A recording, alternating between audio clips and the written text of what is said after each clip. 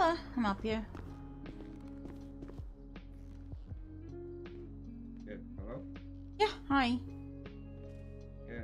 I'm looking for the garage. Right, I'm kind of new to the city, so I got gifted a car, but I don't know where to go get the car. If you understand what I mean. Wait. What car are you looking at getting? No, I've got a car, yeah, but I just don't know in the city where the garages are. Oh, well, if you look at your GPS, every blue square, like there's one at Alta Street. It's a public garage.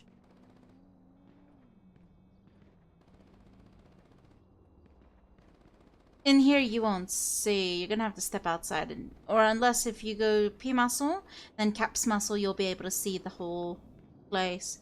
But every like blue square looking thing, it's a public garage.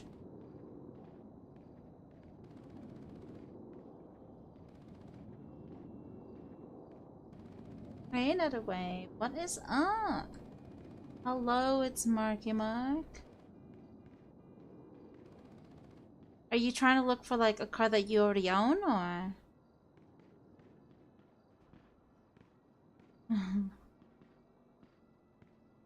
what's what's going on? I'm confused.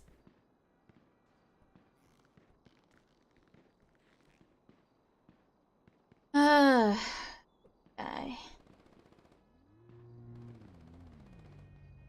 Yes.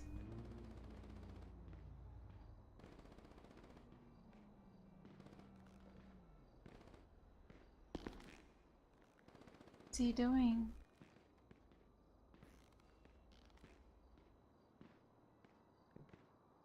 Yeah, so someone gifted me a car, yeah.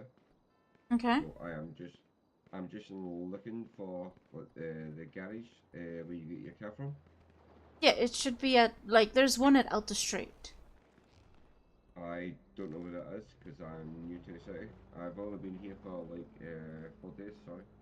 You have a local car here. I'll give you a GPS.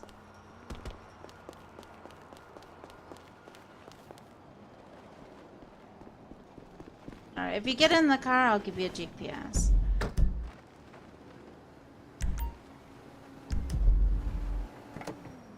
You see that GPS on your map?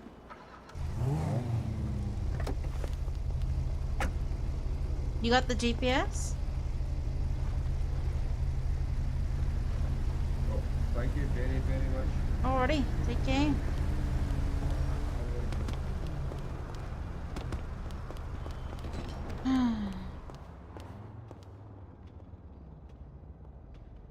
Anyways, PDM. So, where's that link? No. Where did this find?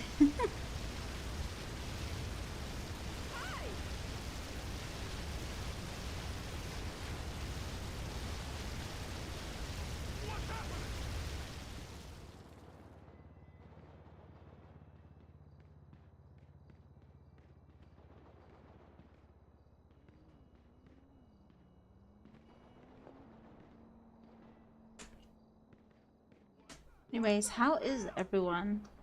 I'm literally waiting on dinner. Waiting on my dinner right now.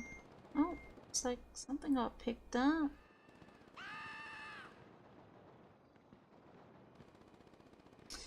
Merc van. I think it was called like the Speedo van. That's what it was called, I believe. Let's see. It's a Vapid Speedo Custom.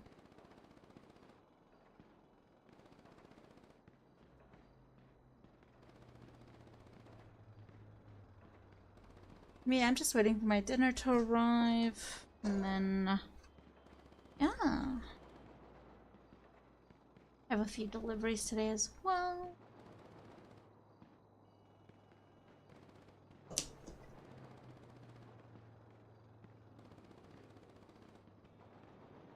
Alright, and I just need to get my KPI done for the last 3 days of PDM. The last 3 days of the month. Hopefully I get some, you know?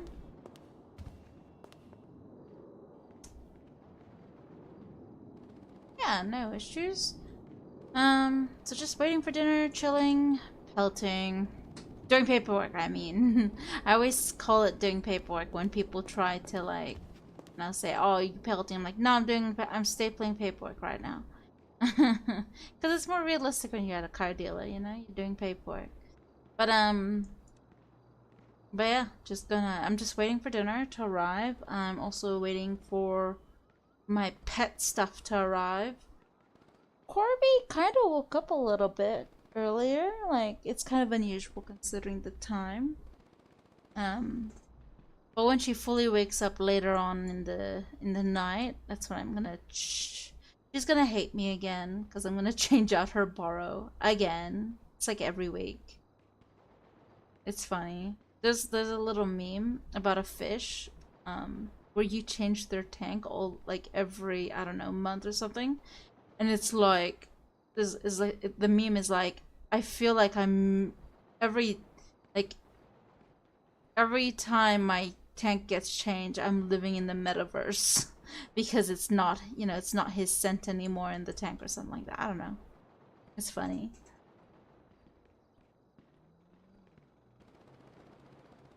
But yeah, that's what I had dinner. Hopefully my deliveries arrive today. Let's see.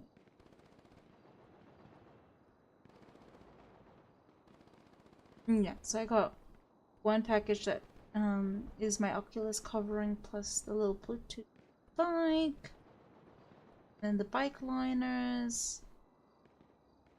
Yeah, I got, and then something. Oh, dude.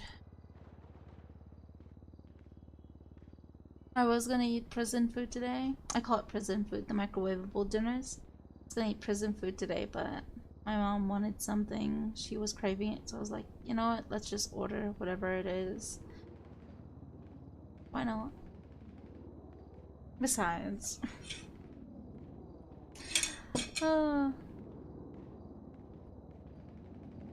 Anyways, I wanna watch. Well, I'm gonna watch. Definitely gonna watch something. And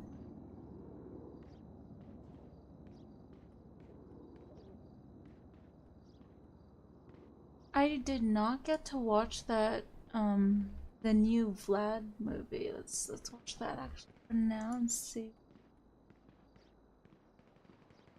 Hello. Hello?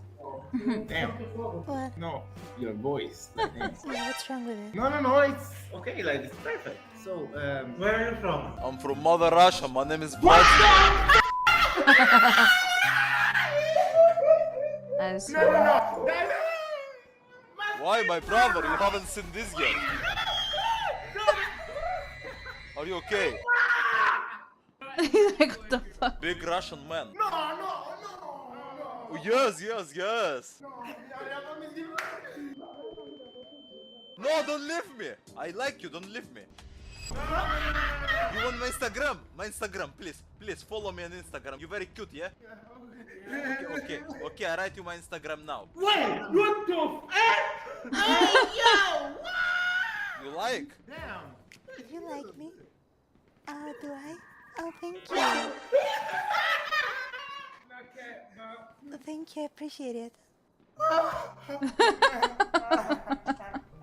Dude, they're dying inside. Oh. You're so not a real person. I'm real. Mr. Okay. Clean! I have to ask. I have tried to get 2 girls to do what you're doing as far as like making money online and stuff like that. Why are Alright. people so shy? You are probably killing it, but these girls could I do am. it. These girls could do it too, but it's like I don't know what it's gonna take to say, listen, let's get this OnlyFans thing going. They're freaks in bed, but they won't do it to make money, like serious cash, like what It's you're doing. crazy. You're f***ing killing it. I know. Do you get a lot of guys here on this? Yeah. Do what you gotta do, because this body you have doesn't last forever. Of course it doesn't last forever. I mean, you see those lats, those shoulders. It takes hard work and testosterone. You know testosterone declines when men get over 30, maybe 40 years old. So of course it will not last forever. Finally, not a guy. I'm sorry. I'm sorry. Isn't that him? You want to see my No, why? you look like McLovin. But I want to show you you're beautiful. I love you. That escalated quickly. No, bro, you look like McLovin. You girl or boy? I have a question. How down bad are you? You want to show me your boobs, please?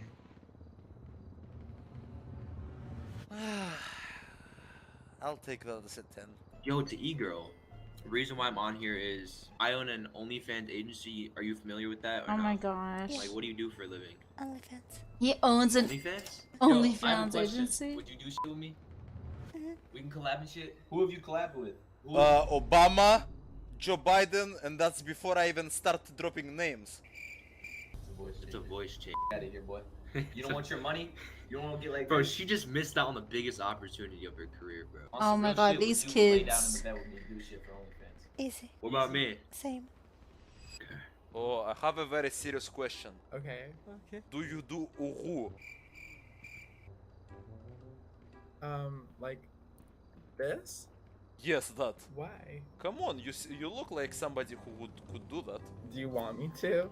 Yes, I don't want to, but you can. but I can. So if I was like daddy and stuff, you would do for me.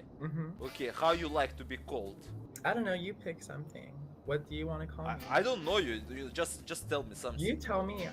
I like to be called whatever you want to call me. Kitty. Is Kitty okay? That's fine. Okay.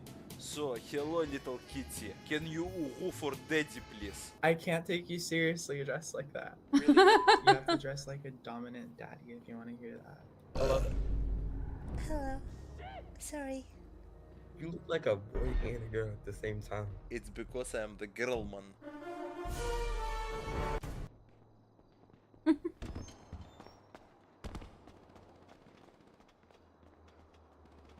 What the fuck are you talking about? Nothing. Nothing. Yeah, nothing. Yeah, nothing. Why are you making fun of me? I'm making fun of you. Yeah, why? I don't know. I'm jealous of your I think. Of course I am. I want them. Can I grab them? What did he say? Yeah. Whoa, what the hell? What? You're hot. I am. You're hot. Like really hot, like body. I don't care if you're a guy, you're hot. Damn. Hey, Are you like a baddie? I guess. I mean, I don't know. You're better than me. No. You look amazing. These are the girls I love the most. California girls, they unforgettable. Oh, she's hot. Am I? Right.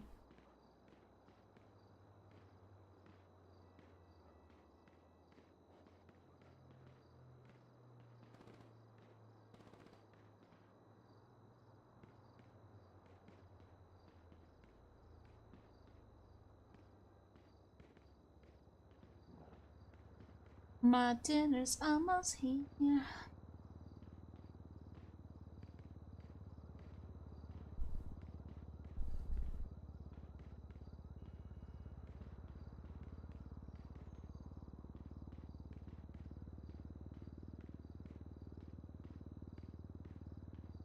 Wait, why are they driving so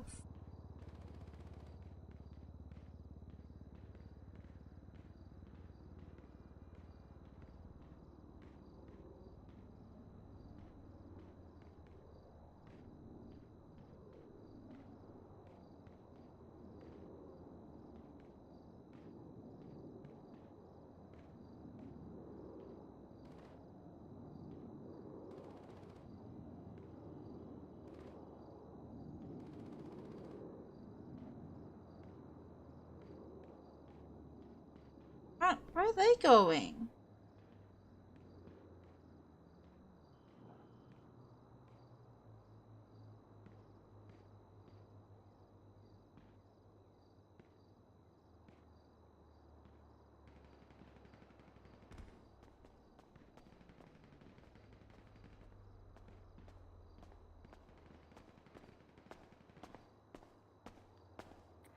Morning, how are you today? Good. Can I help you? Could I just get one of those Vapid Speedos, the vans? You vapid On speedo? VIP? Yep. Just get my license for you. Speedo. that.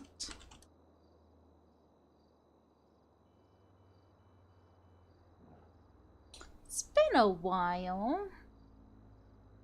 Mm-hmm. You still How work you at been? Benny's? Yeah, I do, yeah.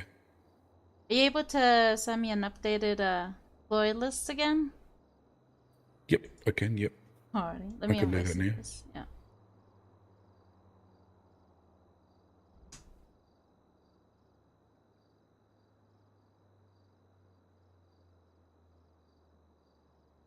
I'll just get onto that list now. Yeah, no worries. Let me go grab that speeder van. Do you want me to put it away, or are you driving it out? Put it away, yeah. Yeah, no worries. Sweet.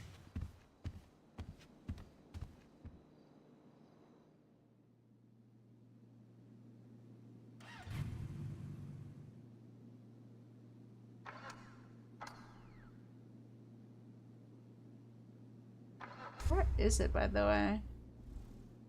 Oh, it's right there.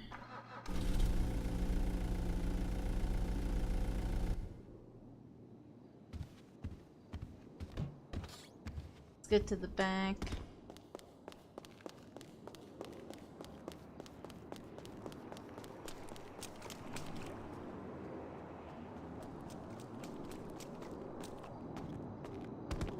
Oh, did you want to pick a livery? Oh, shit. Oh, humane? That's humane. What? They have humane labs on there? Holy. Courier? Speedo? Oh, what the frick? Down, courier. Bug stars. I just got a plain livery if there's Which one? the one with no livery. City count. Okay.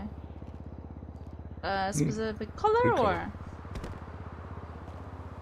Can Is color always change good? it anyways. Okay. It's so funny because people can literally use this for like drug trafficking. It's 750 kilo or something. There you go. For the money, that's good. Yeah. I mean, better than Oh, getting a good. Caro. Yeah, well, that's it. Get a few of these I mean, compared to a it's Caro a cost. lot more lighter than driving around a Benson, rather than the Yeah. Benson's still more like beneficial, but this one's a little smaller to drive around, and that's a good thing as well. Yep. Yeah.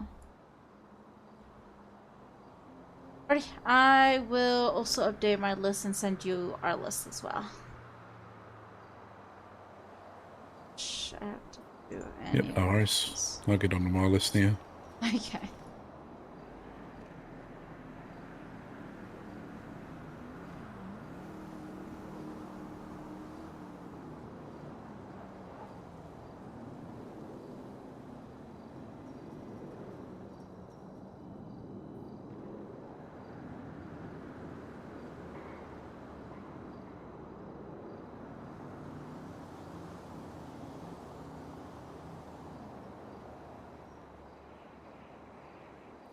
Done.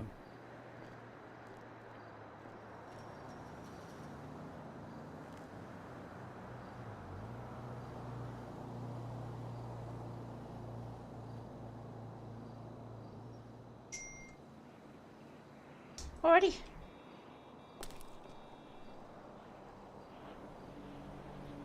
Yep, all updated. Cheers. Thank you. Yeah.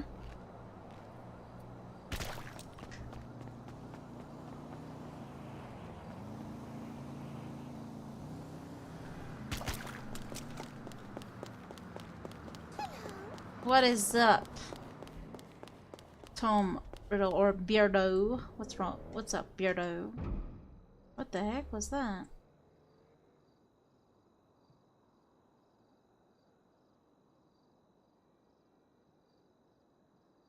Okay, I updated that. Let's see. 2905. Tired as always. Yeah, I'm waiting on dinner. Which they should be coming already. Hello. Hey Ryan. All good? Also gonna update. Let's see.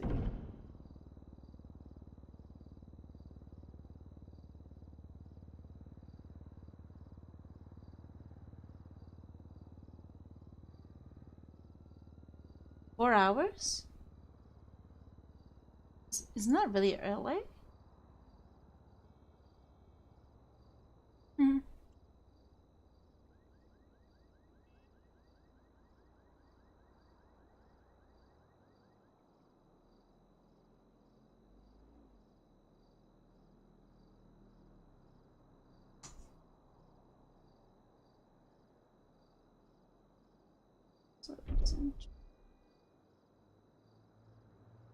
See.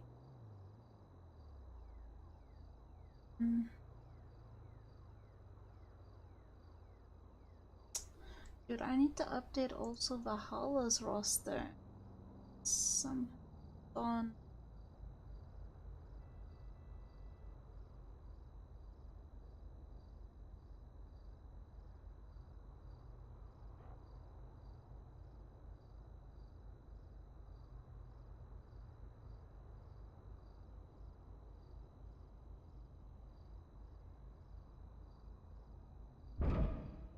What is that sound?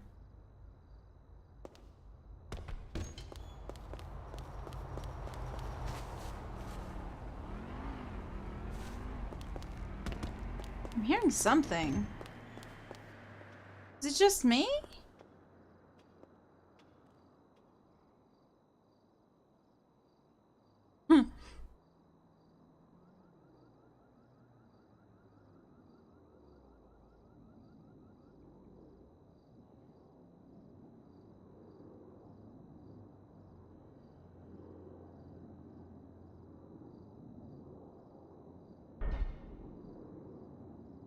What is that sound?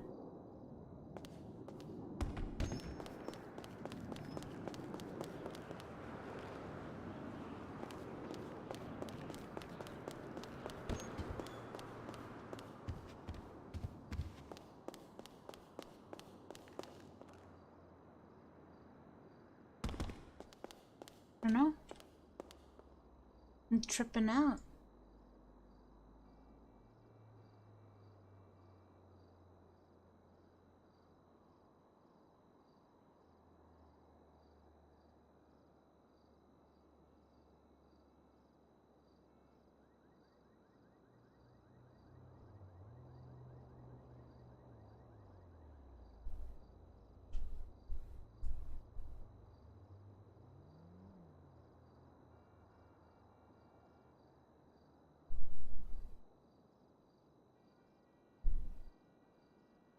Be right back, guys. My orders.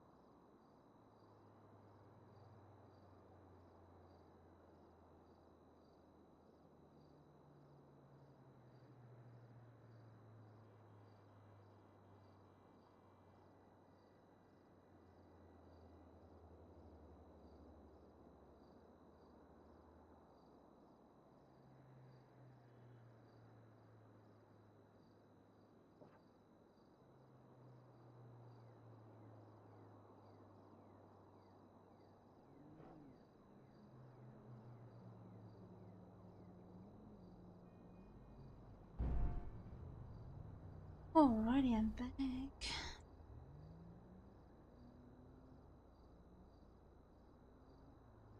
Time to continue. Come on, don't laugh. I gave my best, yeah? Come on, just say it. What the fuck? This is why I have trust issues. Gorgeous. Can I see it, bra, please? Do you like naughty? Yeah. Really? Can I see your just nipple, please? No. Mission failed. We'll get them next time. So my only Go to my OnlyFans, you pervert. Too much velvet, too much pink. Your eyeliner is off. Your boobies are too big. Too much was lip up here. Your piercing's too big. Why so many errors? What in the fuck? They call me the perfect girl and you find so many errors. Well, yeah, because no one's perfect. I am. Everyone has a flaws, but your personality might be good. Yes, I have great personality. I have 2 of them, but you call them too big.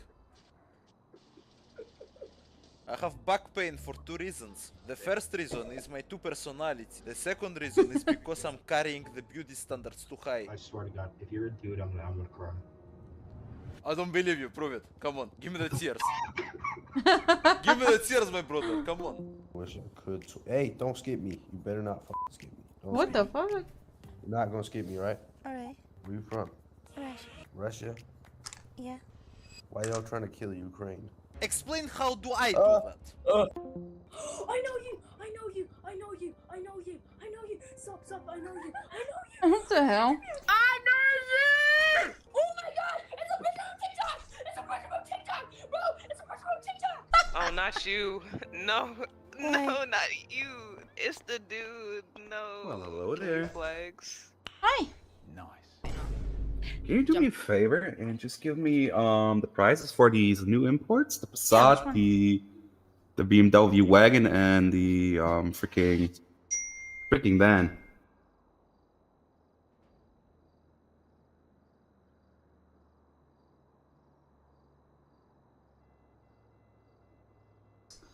Do you want prices on the Volkswagen Passat, BMW 530D wagon, and the Vapid Speedo Custom?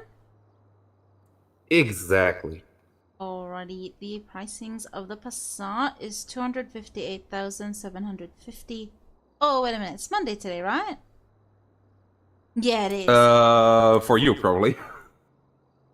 Sunday for me. It's not Monday for you? No, it's Sunday for me too. I mean, okay, no, it's Monday, but like 2 8. So. Yeah. So it's actually 247,500. The wagon is 550, and the Speedo is 121. That is sweet AF. Mhm. All 3 are cars I've been waiting for a long time. Really?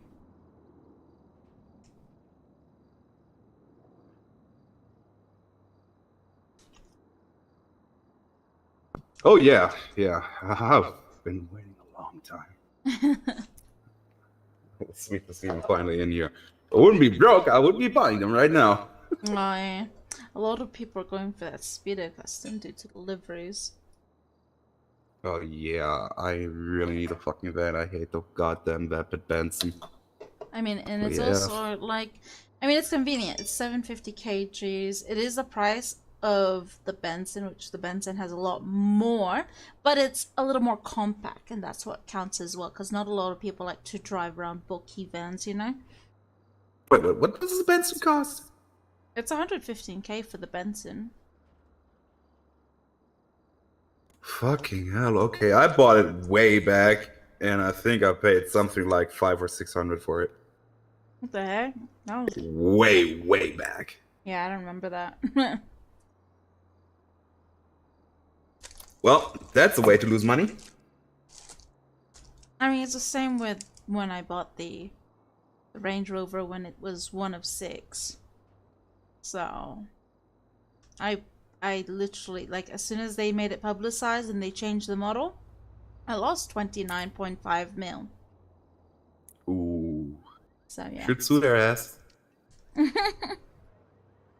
mean, same happened to me, but the other way around with the Charger. Bought it for 150. Next day, they fucking changed it and was 1.5 mil. And people bought the Pagani for 7 mil, and then it came out again. Hello, Reagan. Fuck you, go. Yeah, you should be able to sue them, you know, if you buy something limited edition. Nah, they did say that it fucking would be say. released in the future. They just didn't know okay. when. Yeah, fair enough, fair enough. Well, that's fucked up. It is what it is. Alright. Appreciate your help, though, eh? Have a lovely No day. worries. You too. I'm scared. Yes, boo. Hey, Gary. You're up earlier than usual, Gary. Okay, okay. Usually asleep still. I love you. I love you too, Logan Paul. What the I'd suck the like I put the whole in my mouth. Like real? You get me? For real. We are no better than men. Fair enough, but it's plastic. I don't think don't- that you will like it. It don't matter. I'll still suck the whole. No, I mean like plastic. Okay. Like completely plastic. I don't care. Let me put the whole in my mouth. Okay, who am I to judge? You're a fucking femboy. No, I'm not. Yes, you are. Bro, you're so small that this music doesn't play when you flex. That's how small you are. See? It doesn't. But see what happens when I flex. See? Bro, you're wearing like makeup on and shit. Yeah. What the What do you mean what the fuck? Why do you act like a bitch? Bro, you're so small that when you flex, this music doesn't play. That's how small you are. What the fuck are you talking about? I'm not small. Not small. I already watched this. Oh, already watched that. Another Mr. Sailors are Ballin. known to have lots of strange customs while out at sea. Like some sailors believe that bananas are bad luck and so will not Bananas bring are them on bad board luck? their vessel. Really? While other sailors believe I it's never heard good about luck the to bananas. throw I one heard of their about crew members taking a woman overboard on board and then reel him is- back in before beginning a fishing trip. That somehow that will enhance your chances of catching more fish. But while a lot of these customs of the sea are pretty harmless and kind of goofy, there's one custom of the sea that is not at all. It is extremely serious and very, very dark. It's known simply as the delicate question, and in short, once a sailor asks this delicate question under certain circumstances, there's no going back for that crew. And today, we're going to learn about one of the most famous examples of this custom being carried out in real life. But before we get into today's story, if you're a fan of these... Hello. How's it going? Good, I'm help you. I was just wondering if I could grab 2 burrito vans, please. No worries. Let me just grab you the invoice for that, alright? No problems at all. It's like burrito.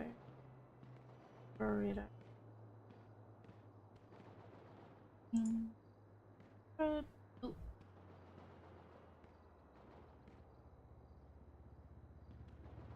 That'll be 26.4, alright? Yep, that's perfectly fine.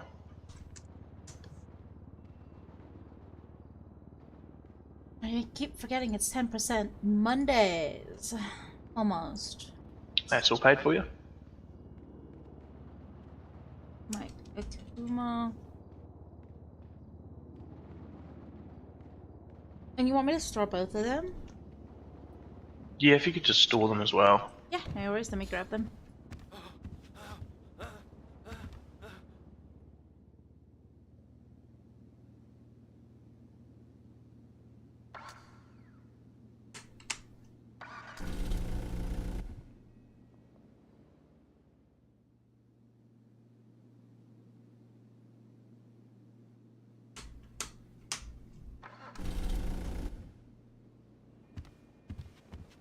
Let's go ahead and head to the back because it's easier.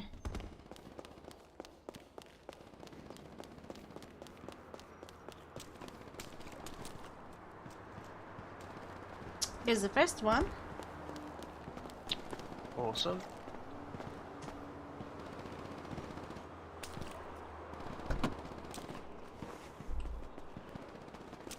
And now the second one.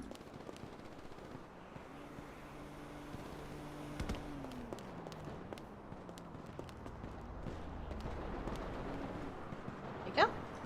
Fantastic. Anything else? How much are those new vans? The Speedo Yeah. are currently going for 121. May as well sell us one of those too. You want one? Okay. Yeah, those are pretty good. There's 750 kgs worth of boot space as well. Plus, you could have those Yeah, liveries. Yeah, no, that's bloody pretty good, eh?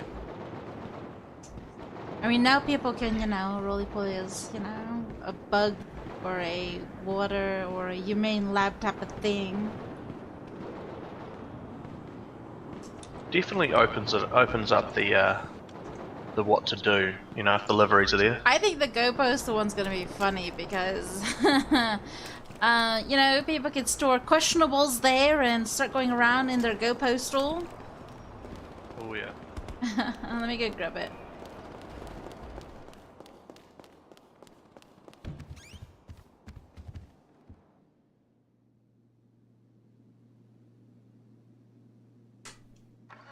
Oh my.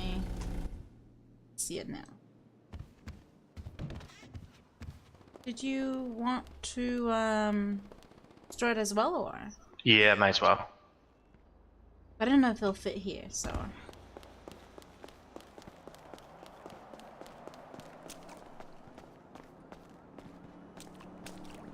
Bit of a toll, eh? Yeah, it definitely wouldn't have fit.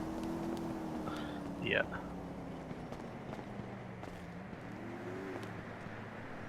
Did you want to pick the livery before I give it to you? It should be alright with Humane Labs. Alrighty. Awesome. Here you go. Awesome, thank you very much. Have a good one. You too. See ya.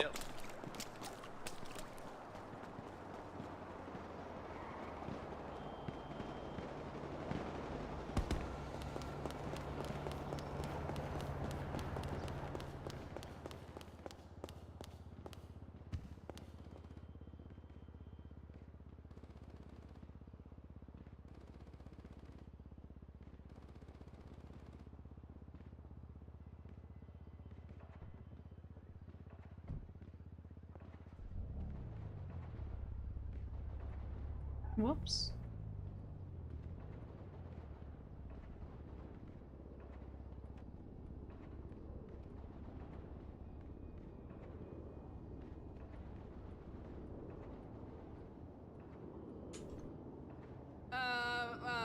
Hello?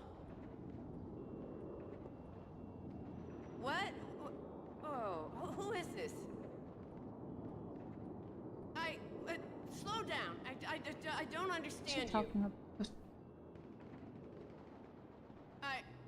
I just drooled on myself. The fuck? What? Mm-hmm. Whatever you say. Bye. Strange, dark, and mysterious, delivered in story format, then you come to the right place because that's all we do, and we upload once a week. So, if that's of interest to you, please go through all the Like Button's social media posts and correct their spelling and grammar in the comments section. Also, please subscribe to our channel and turn on all notifications so you don't miss any of our weekly uploads. Okay, let's get into today's story.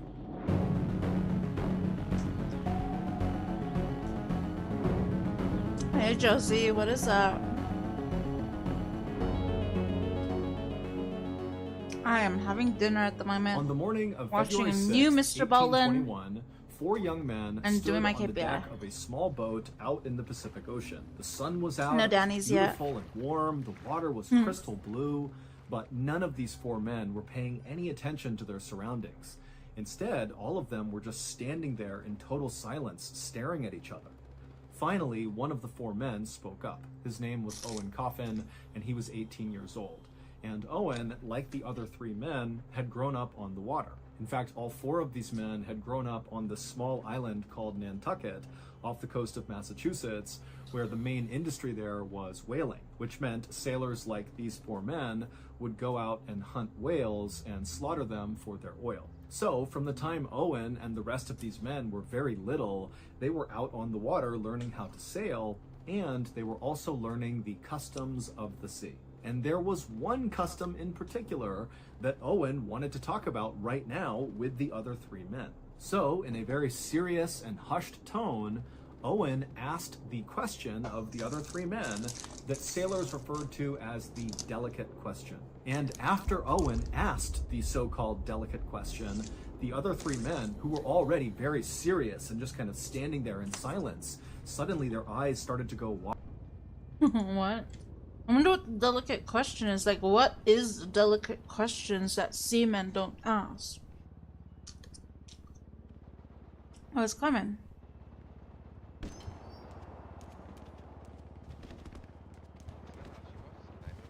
Hey, look, What is up? You having a good day? Yeah, so far. Oh yeah, good to hear. Yeah. I keep hearing this noise though. There's like a metal noise that I keep hearing from time to time. Where do you think it's coming from? Building might be falling down. No idea, but like, no, it's like back there somewhere. Like over there. Not sure. I looked, Clement. Now he's curious. Did you guys need something? Yeah, we gotta buy one of those. You know those new vans she's in? Speedo? I don't know.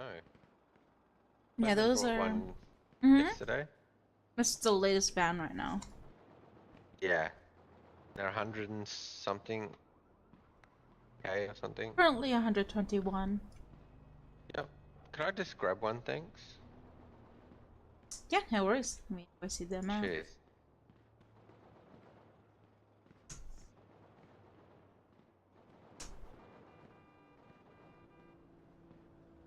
All good. Where did he go? Went to look for the mysterious sound. Anyways, let me go grab your van. Thank you. We'll go to the back anyways.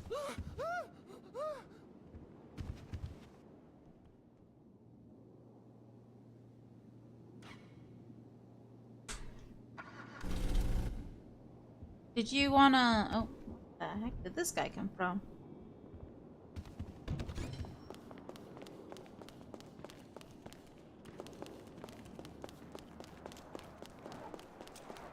Did you wanna... Oh, where'd he go? Did you want a specific livery?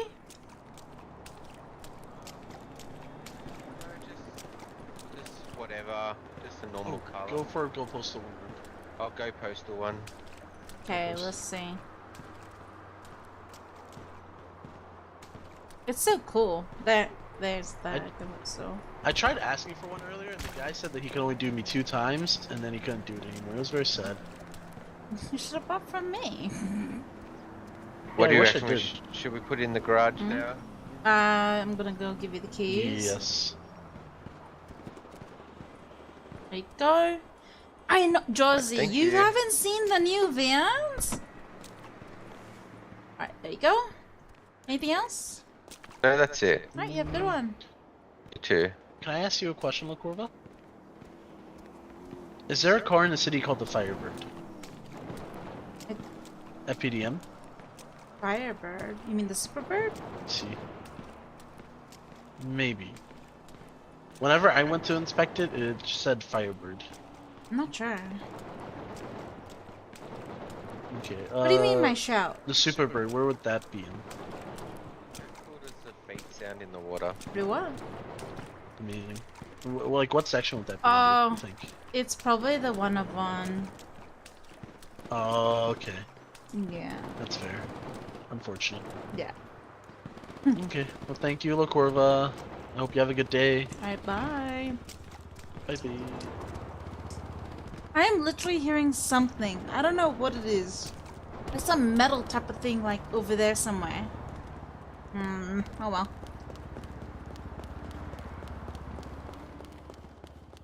But anyways,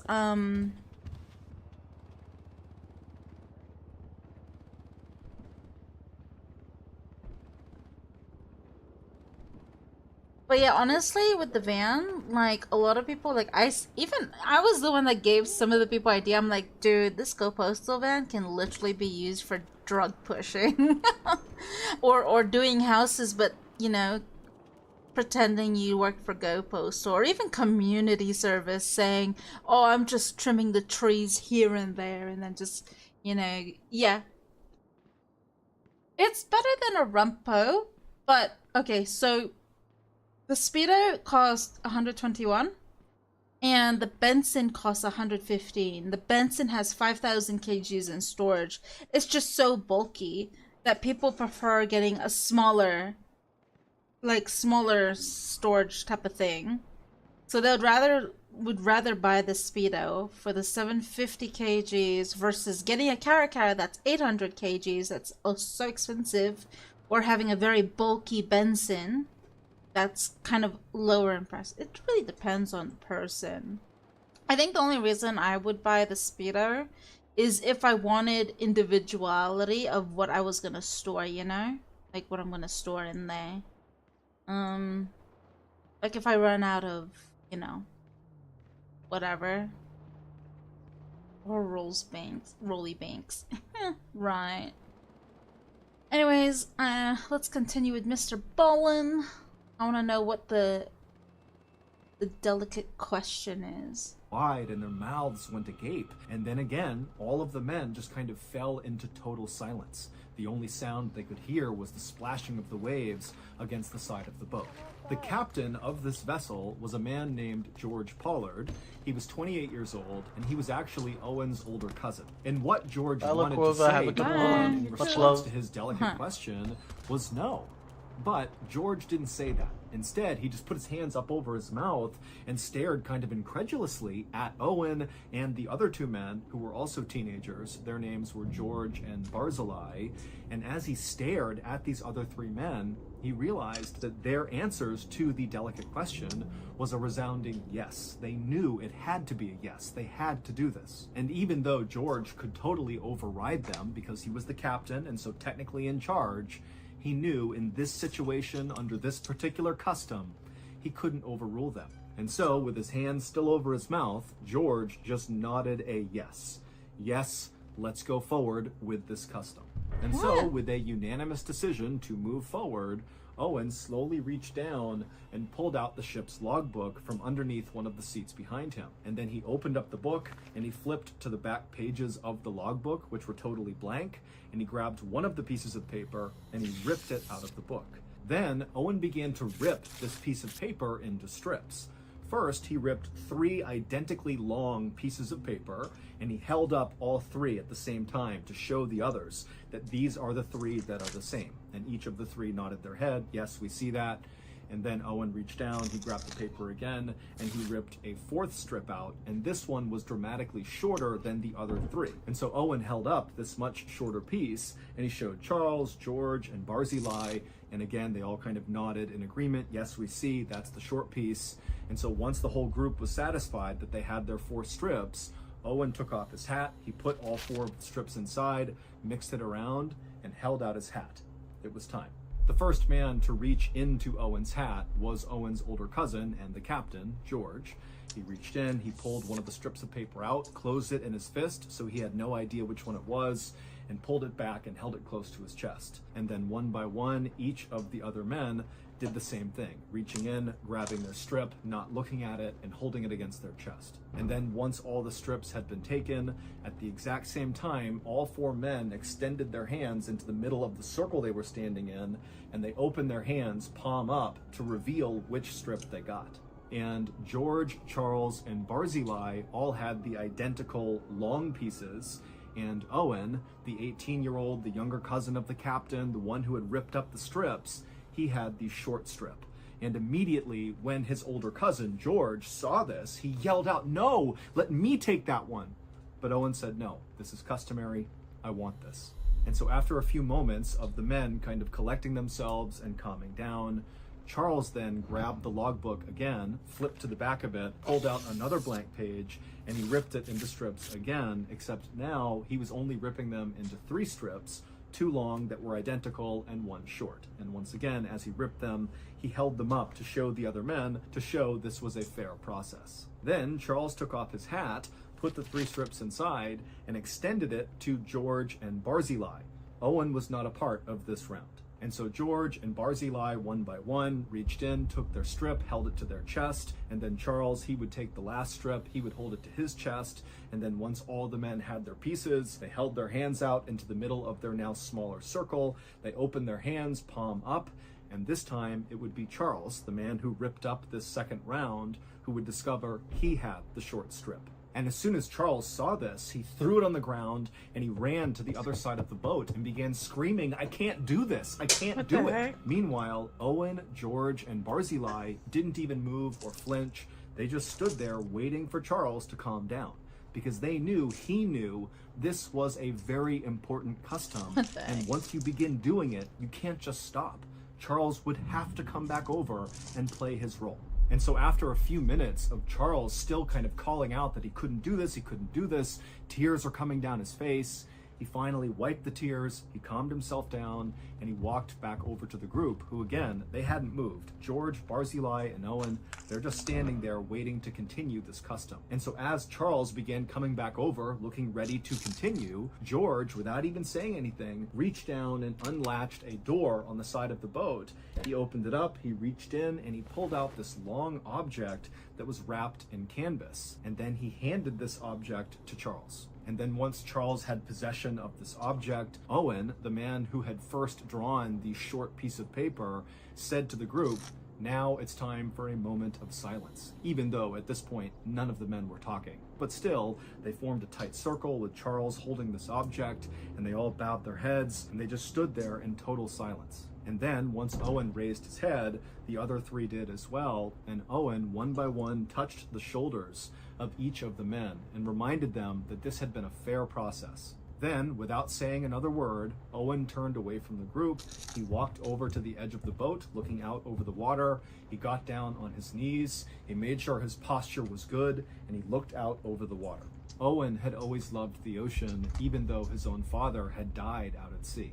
But this particular whaling expedition that Owen had been on, he thought went extremely well, and he was very proud of what they had all accomplished. It's Mr. And Ballin. Owen was especially proud to be a part of this I particular love his storytelling. custom. This custom was one that so few people ever took part in, but all sailors knew about it. It was kind of like the forbidden custom. Forbidden custom. I'm curious. What is this forbidden custom? Which really required a lot of strength. And so, feeling very proud of himself, Owen, after looking out over the water for a few more moments, he bent down and put his chin on the edge of the boat, which signaled to Charles it was time.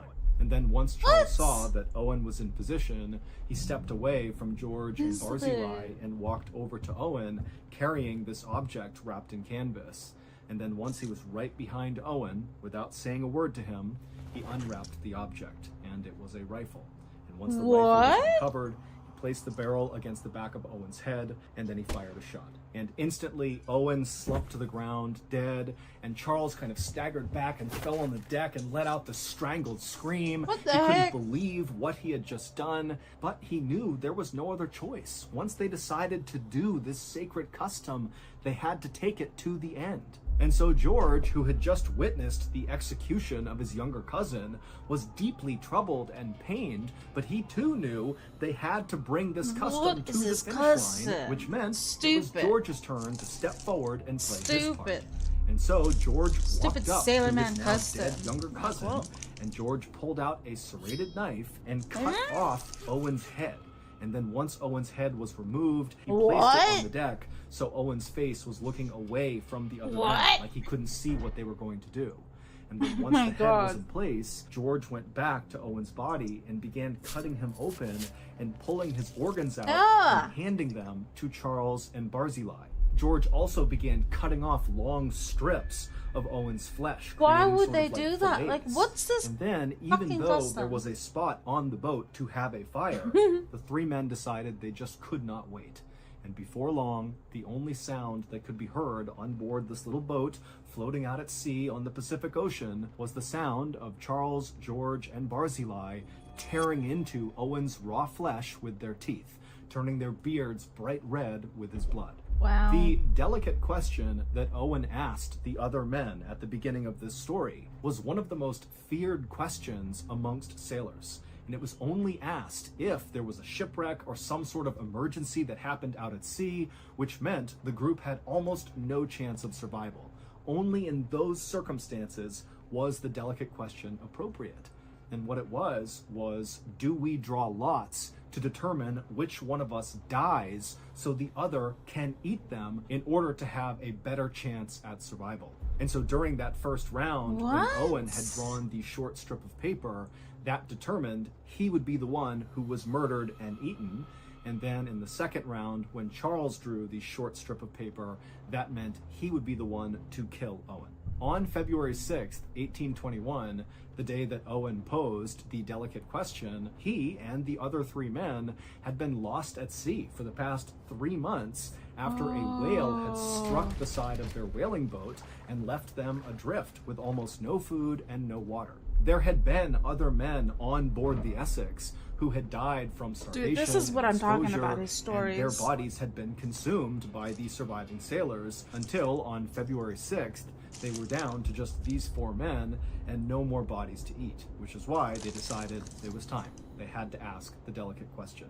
17 days after Owen sacrificed himself so the others could eat him, another boat happened to drift past the stranded Essex boat, which now only contained Charles and George. Barzillai had died of starvation 5 days after they killed Owen, and Barzillai had been eaten by George and Charles as well. And as this other ship passed by the Essex and they looked on board, all they saw were skeletons of the men that had died and been eaten, and Charles and George were on opposite ends of the boat, curled up in a ball, chewing on human finger bones, trying to get the last bits of flesh off. And their bodies were totally emaciated, their hair and their beards were wild, they looked totally feral. And then when this boat actually came up alongside the Essex and boarded to rescue Charles and George looked terrified. It was like they had totally lost their grip on reality. They had been lost at sea for 94 days and had consumed all of their friends. And so it makes sense they might go kind of crazy.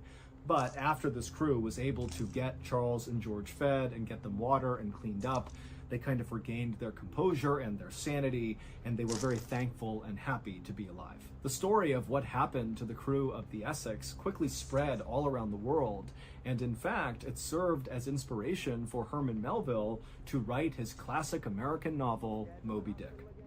Moby Dick. Okay.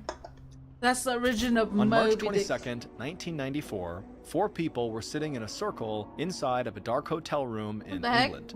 In front of them was a homemade Ouija board.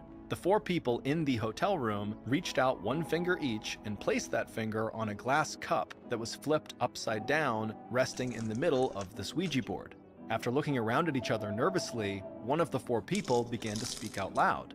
They asked the room if there were any spirits with them right now. And nothing happened. The 4 people started to laugh at themselves for even trying to do this, when suddenly the glass cup began to move. As the 4 people stared at each other, trying to figure out if one of them was moving the cup on purpose, the glass cup slid all the way to the corner of the board and came to a stop over the word yes. This Ouija board session would not only become one of the most famous Ouija board sessions of all time, but also it would have a dramatic impact on a major criminal case. Interesting.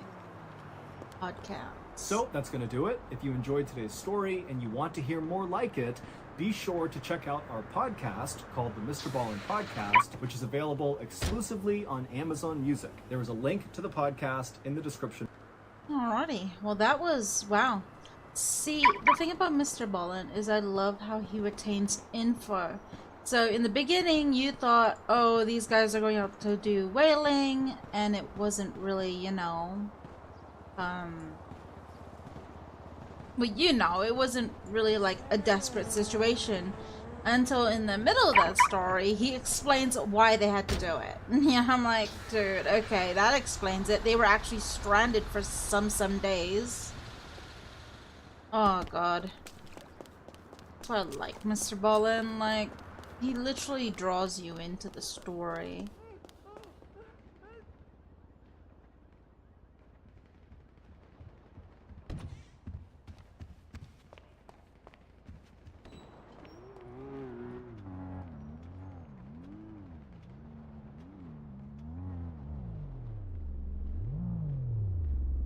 Oh, customer? Come on. What the fuck?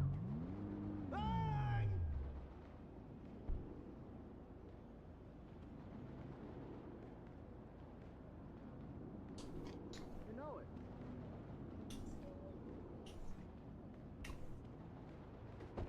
Hmm? Hello. Hello, gorgeous. How are you? Can I help you? You missed. Do you still buy cars? I'm sorry, what? Do you guys still buy cars? We've never bought cars. Are you sure? I'm very sure. This is the brand new car dealer that we buy from the manufacturer, bring cars into the city. I remember coming here last time. Someone brought it. Anyway, let me give me a second. No, what? I mean, you might be talking about CMG or Valhalla. They're all the way up at Polito. I'm not sure. They're both used car dealers that buy off of people and resell. Are they useless? I'm Or sorry? are they pretty good? Are they like useless? What do you mean useless?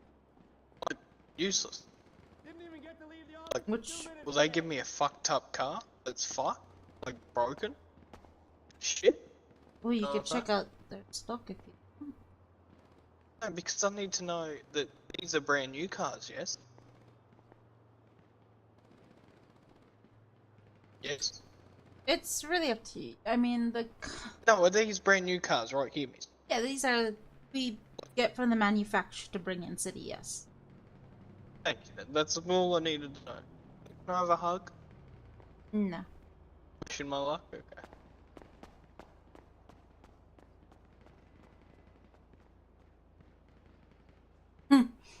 The fuck? First Danny of the day, I guess.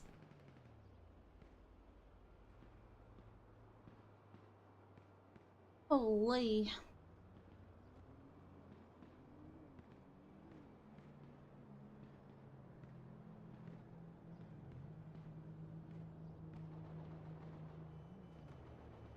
Hey, buddy.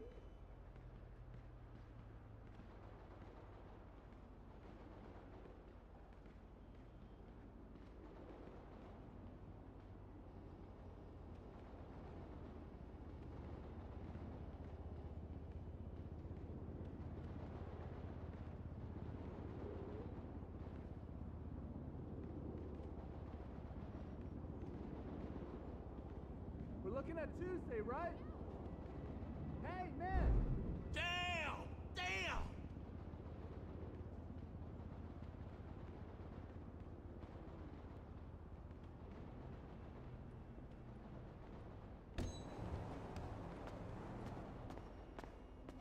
Hello. Good morning. I just wanted to check what's the best dirt bike you have. Well, the best and most expensive would be the KTM SXF 450, but a lot of people always buy the BF 400.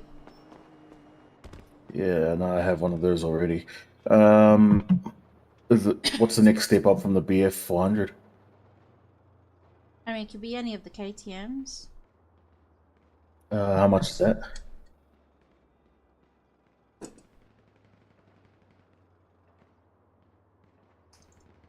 So if you're looking for the best, the 10% Mondays, it costs 814,000 KTM SXF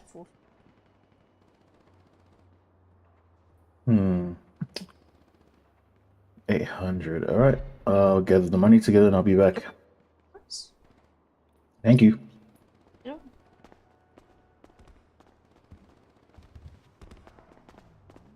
Also, thanks all before. I think you don't remember. You gave me some money to park all those cars out there from across the road. It might not have been me. Maybe Mango. My other co-HR. Okay, it might be. Yeah. Oh well. If you see her around, tell her I told her thanks. Yeah, no. All right, no worries. Hello. Yo, how much for the Ford Hot Rod?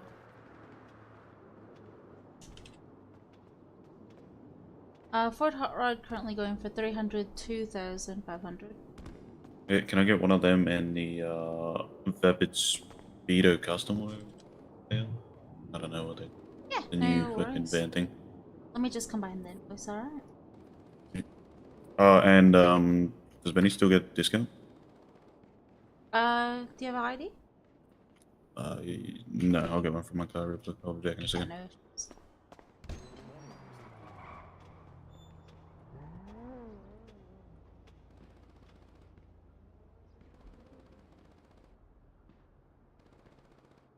You need something?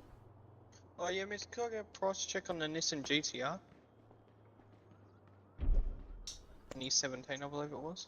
It is 493,000. Alrighty, sweet. Let me just go to that place and sell that thing. I'll be back. Yeah, no issue.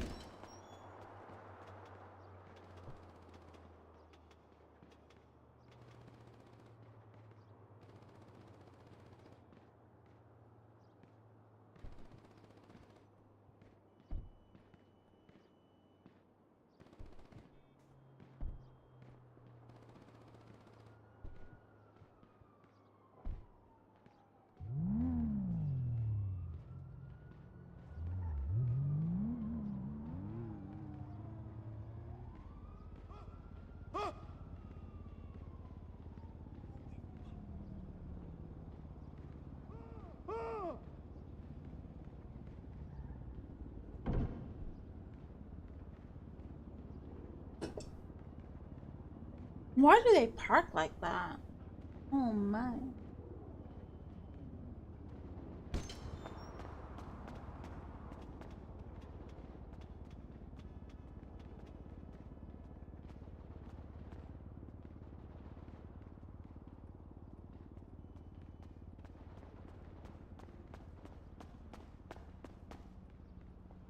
Oh, I'm up here.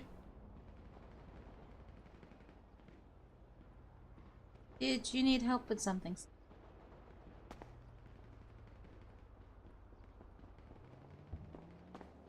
I'll come back. There we go. Alright. Yep.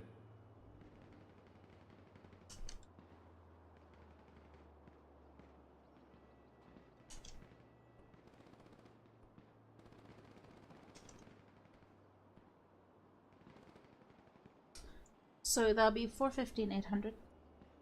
Easy.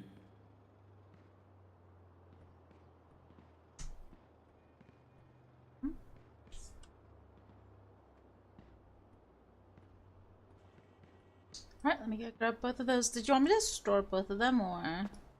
I'll take the hot rod. Yeah, no issues. I'll meet you in the back. Easy.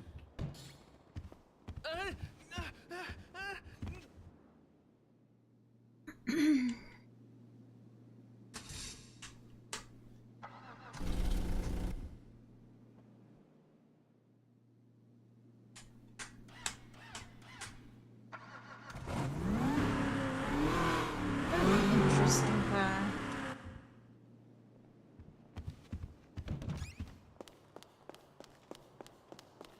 Did you want a specific livery on the Speedo? No, change it. Okay. And which one were you gonna drive out? The hot rod.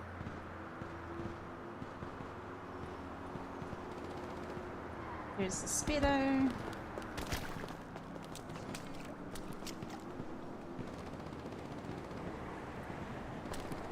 Thank you. And then the hot rod.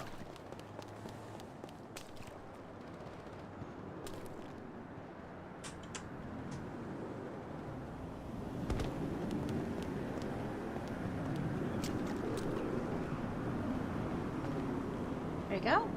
Thank you.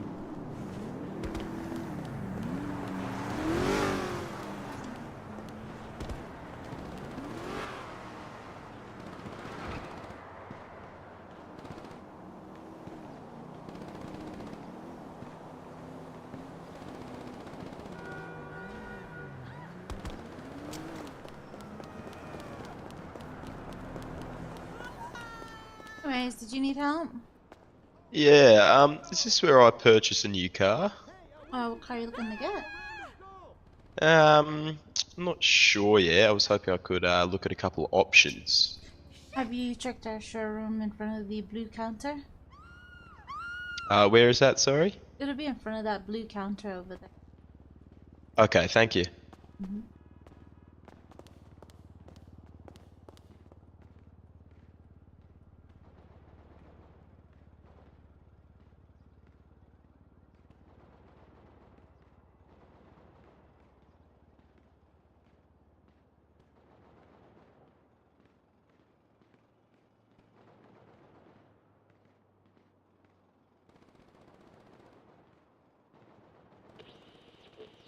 Bada bing, bada boom. Can you be two places at once? Okay, not in the metaverse, like not VR. I'm talking physically. Can you be two places at once? Can you be in one place miles away and then at a second place at the same time? No. Yeah, I mean, recently wish. this case has gone viral because it seems like this YouTuber was two places at once.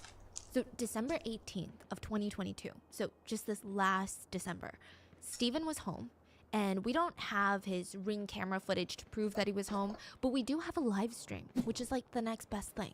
He's live streaming on his desk. He's playing Grand Theft Auto. The stream was titled Violent Night Christmas Stream. He's just like in this intense gameplay. He's getting into it. He's screaming at the camera. He's getting riled up. He's completing his little quests. Oh, look at the droplets of blood. Hey! Just like the rain. Beautiful stuff, right? Come here.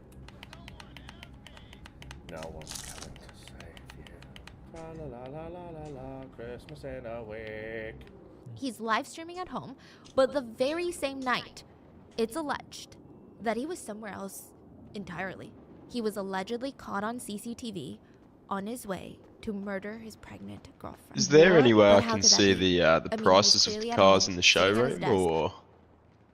So you make a list of cars you like, and that's when you have to ask me what cars are you looking for prices for. Okay, cool, thank you. No worries. Playing Grand Theft Auto, live streaming in real time to his YouTube audience. Is this a case of mistaken identity? Is this a doppelganger? Or is this something else entirely?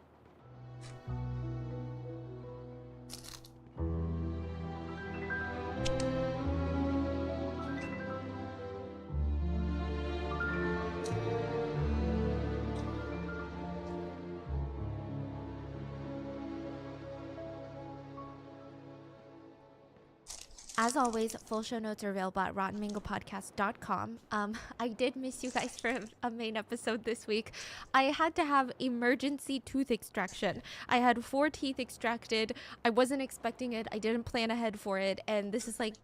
How much is the sports? I think it was called the Anis Elegi, Anis Elegi RRH8.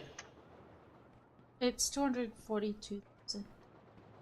Okay, and how much was the 9F sports?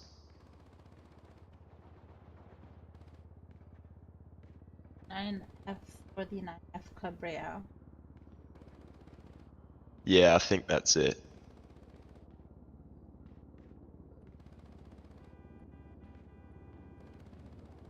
So if it's just 9F, it's 71,500. If it's the 9F Cabrera,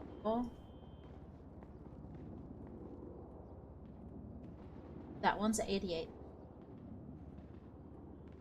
Alright, thank you. I'll go have a look at those two. I'll probably end up getting one of them. Thank you.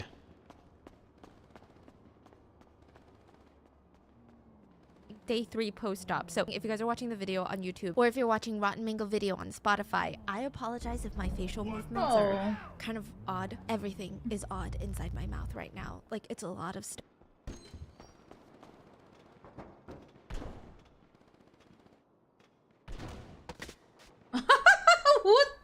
What the fuck?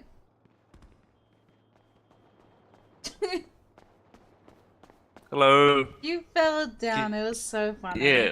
Yeah, we don't talk about that. Can you please invoice me for the speedo? The speedo? Yeah, I need one of those things. What are you gonna do with them?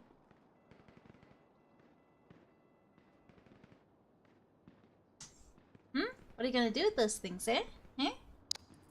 I don't know. Probably just store shit in it. Drive it around. It goes off road. It does? I don't know.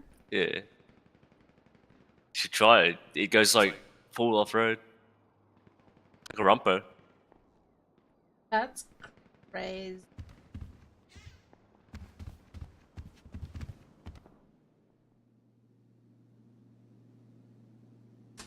I didn't know it went off-road. Gary, have you guys tried it off-road?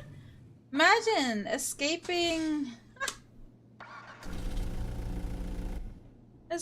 from cops off-road with that thing. Fuck, I was in the showroom for a second. No, I was bashing the locals in the bit out of hand. Let's go to the back, Josie. Is there a livery you want? What liveries are there? There's like a lot. Like there's a lot. So there's the water and power, there's council, go postal, there's humane labs, there's some kind Is there of like courier. a plain one? Like a plain Yeah, white plain. or black one? Plain. Yeah, we'll get one of those. Just a plain looking ones. You just need. There you go. You want that one? Yeah, that's fine. Thank Really you. cool. Honestly, I wish it was a 6-seater though, because the seats in the back have space. Yeah. But it's a 4-seater. 4-seater, right? Yeah. Yeah. Thank you. Alrighty, have fun. I'm gonna drive this and sort out. Back tonight for sure. Is there any other questions you got, or? Yeah. How much was the Flash GT?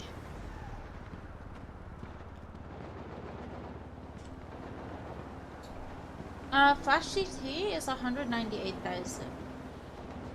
And the Jester, I think it was called, or Jetta, or something like that. Well, the Jester is 77,000. Are you new to city, or? Yeah, I am. Honestly, I would suggest, if you haven't gotten a Rumpo yet to do jobs with, like, a Rumpo trail is very cheap. It's 27,600, and it has 400 kgs in storage, goes off-road. You could use it for diving or doing whatever to gather items to, like, sell. And then try to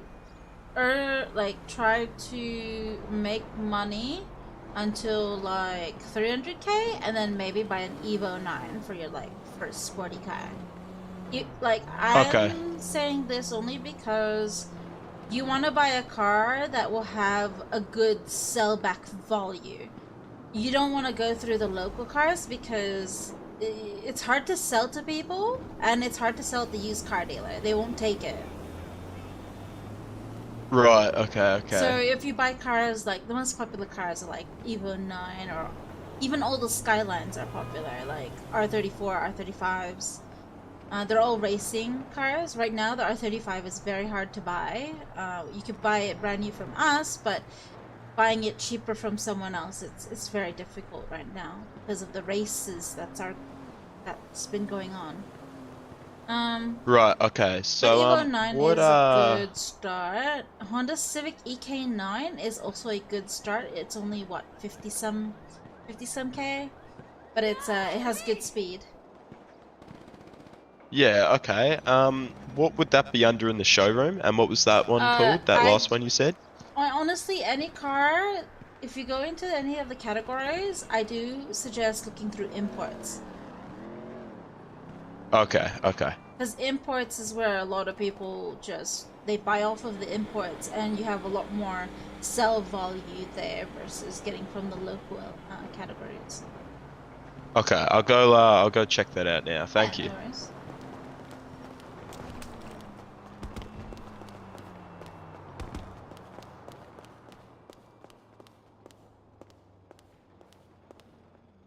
Alright. Stuff going on. There's blood, there's stitches, there's pus. I'm so scared of dry sockets, so here we are. Anyway, back to the show notes. As of when I'm filming this, the 6-hour live stream of this YouTuber is still up on YouTube. It hasn't been taken down since December 18th of 2022. I can't say that I recommend anybody watch it. I know that there's going to be people who are curious, that want to see it for themselves. I'm going to show you the big bits and pieces that a lot of people are talking about. But other than that, I would say it's just 6 hours of pure discomfort. It's an uncomfortable watch. I think we all have way more important things to do, like supporting the McNally What family. was that, the one you said at the end? I think you said it was 67,000 fast. At the end of our conversation, you said there was The I Honda forgot the Civic name of EK9? it. You said I think it was 57,000 or It was like 67,000. 50 something, 50 to 60, yeah. Yeah. Okay. A little I Honda think Civic. I'll go with that. You want to buy that one instead? Yeah. I mean, it's a good beginner car. But I can honestly say, you can use it for storing stuff as well. It has a good, decent boot space. It's like 100k, 100, and I'm not sure exactly. But if you're going to do car parts or do diving even, yeah, it's up to you, honestly. Whatever you want. Yeah. I think I'll go with that. I just need a fastish car for what I can afford. Yeah, so the Honda Civic, it goes about a little over like the... Like I heard someone say 230, 40 amps. So... Okay. If you want to get that, it's 49,500. Yeah, I'll do that. No worries. Do you have an ID by any chance? I do. Perfect. Go invoice.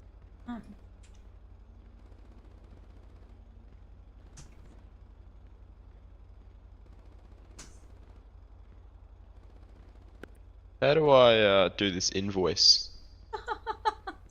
Just pull up your phone and then FDG services and then invoices.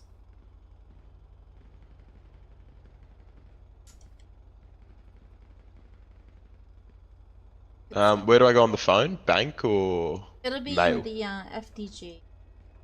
Service FDG. Oh, right.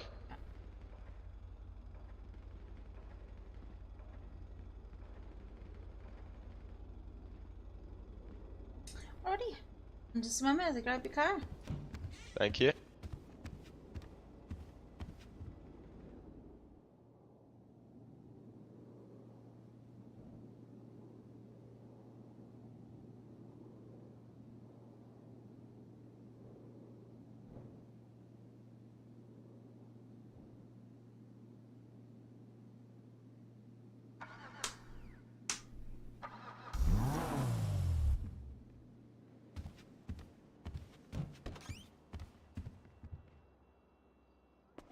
Here we go.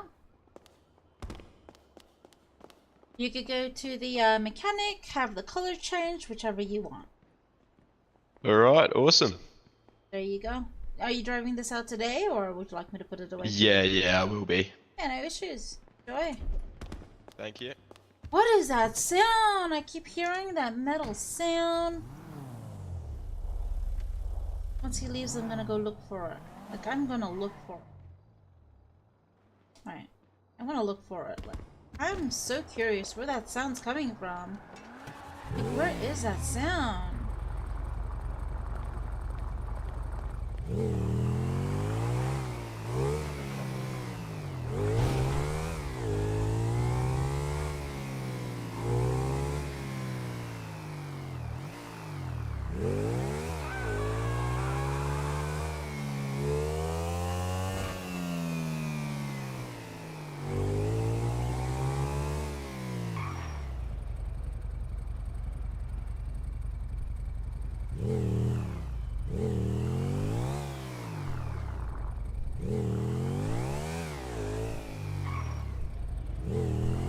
I don't see anything. So what is it I'm hearing?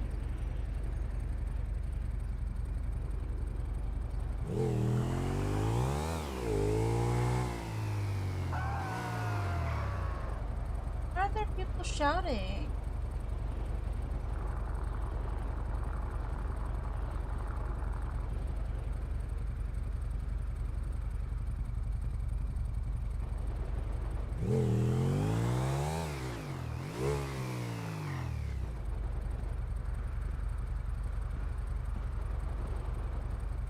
don't get it. Like, I'm trying to see where the sound is.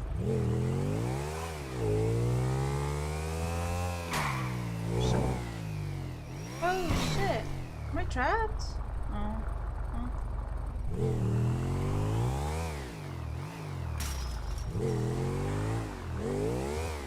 What is that? Parked vehicle. What?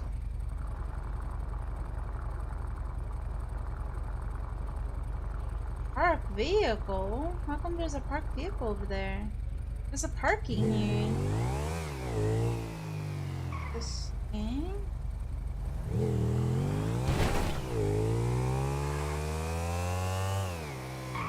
I don't know where that sound is. Whatever.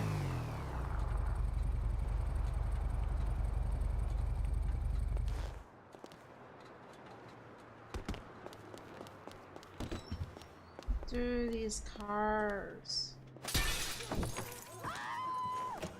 Holy shit!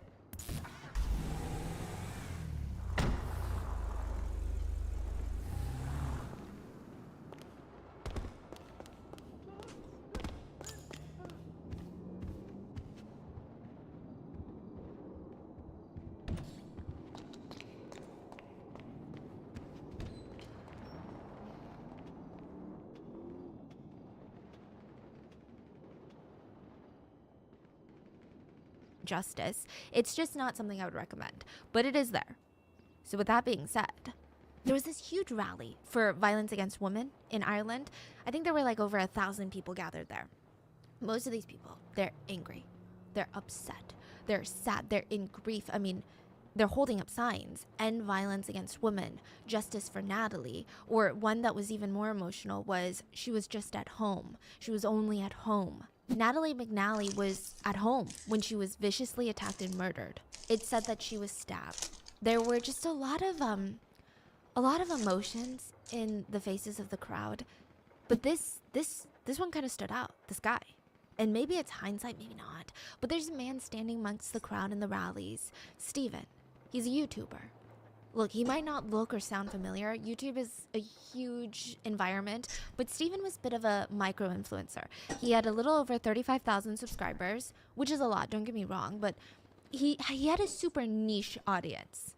Okay, the guy, he didn't do lifestyle content. He didn't do like what I eat in a day, videos that would cater to a larger audience. He focused on a very specific community of collectible figurines. So he would collect these niche figurines from Star Wars or Doctor Who, and he would unpackage them, review them, in the process of buying them. He had this entire room in his house that was just dedicated to these figurines, where there was just rows and rows of them. And he did this for over a decade. So he didn't have the biggest following, but he had like a cult-like following. I mean, some people who were his viewers, they watched him since they were a kid till when they're a young adult. It's intense. He describes himself in his YouTube channel as the adventures of an overgrown man-child and his special friends. He sounds like a good guy. I mean, he's on his off time, he's at a rally to support the fight against violence against women. He's standing up for women. And people say there's no nice guys left. I would argue maybe it seems like he's one of the nice guys. Like, what is there not to stand? Especially when you find out that he's connected to one of the victims. His pregnant girlfriend, Natalie, was murdered the night of December 18th. She was murdered while he was live streaming. It was a pretty big deal when Natalie announced that she was pregnant. She had her whole family seated around the living room. Her brother, Neil, Natalie's brother, said the minute the words came out of Natalie's mouth that she was pregnant, everyone, the whole family, they jumped to their feet and they started jumping up and down. By the end of their night, their cheeks were hurting from smiling so much.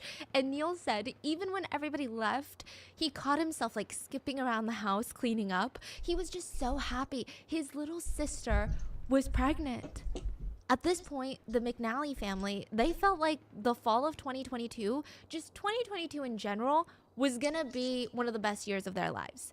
The baby wasn't expected until 2023, but pregnancy is part of the journey. I mean, the family, they're so excited. They're buying all the baby supplies, like the crib. This is gonna be the first grandchild for the McNally parents. Natalie's parents, they're telling everyone and anyone, like, you know the McNally parents, you know that Natalie's expecting a baby. They would even tell the friends, I've never seen Natalie so happy and content. like in my entire life. You know, just being pregnant, she has all these plans made out for the future, and she's doing really well with her boyfriend. And Natalie's brothers, her 3 brothers, they're treating her even more like an egg, now more than ever. So Natalie is 32 when she falls pregnant, but to her brothers, she was like their egg. That's how they describe her. Ever since she was a kid, I know it's a strange way to put it, but think about it. She had 3 brothers. She was the only daughter in the family. Her 3 brothers, Brandon, Declan, and Neil, they said because Natalie was the only daughter, she was like their precious egg. Everyone in the family was like, we gotta protect this egg. We gotta make sure nobody hurts this egg. We gotta dote on this egg. We gotta make sure that this egg is good. And Natalie was just completely cherished and protected by all of her family members. I mean, they treated her like an absolute princess, but she never really let it get to her. The way I can describe it is Natalie gives me main character energy. Like, that's the energy she has. She's just so full of life, very compassionate. There was a tribute video that was uploaded onto YouTube for her. You can see that she loves animals. She was just bright, kind-hearted. And at this stage in her life, she's working at a marketing department for a massive transportation company called TransLink, which is already impressive. But she went a step further. If she's not working, she's volunteering. So she would go around her community and she would advocate for what everyone around her needs, what her neighbors need. What do you guys need when it comes to public transportation? I'm gonna go take it to TransLink, my boss, and tell them what's up. She just wanted to serve her community. Like, she was just this brilliant, personable soul. People who worked with her said it was an honor working with her. She seemed like one of those people that had more than 24 hours in a day. You know those people I'm talking about. Hello. Hello. Good morning, afternoon, /evening, /night. Dude, you covered Do you it need a all. patch up or anything? I'm actually pretty healthy. He's good to hear. he's a Apple good a day, worker. Yeah, yeah. Oh yeah, they Very quiet. always do their jobs. They. Yeah. Yeah. Yeah. I'm looking for a vehicle that I can store me randomly accrued Oh, things. you should buy one of those vans, bro. Oh yeah, that's true. How much are those vans? He needs one. The speedo vans. Yeah, I think so. It's a Yeah. new one. It's 121,000. Yeah, I'll take one of those. That's pretty good, eh? You get one of 100. them? You want it? Yes. Are they only 120k? Yeah, 121 for 10% Mondays. Oh, yeah. Ooh, came at the right time then. Shit, yeah. Alrighty, if I could just have that badge, please. Yep.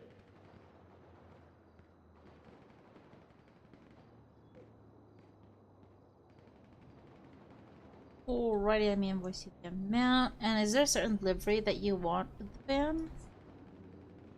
I wouldn't know what the options are, to be honest. So there's council work, water and power, there's courier, there's go postal, there's humane labs. I might take a Humane Labs one. There you go.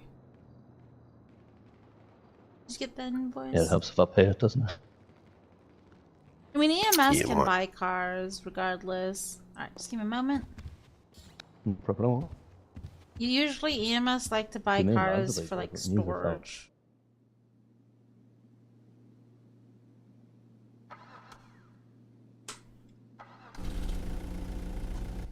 You know what that makes me? You'll just Crazy follow me to van the guy. back. A man with a van. I know.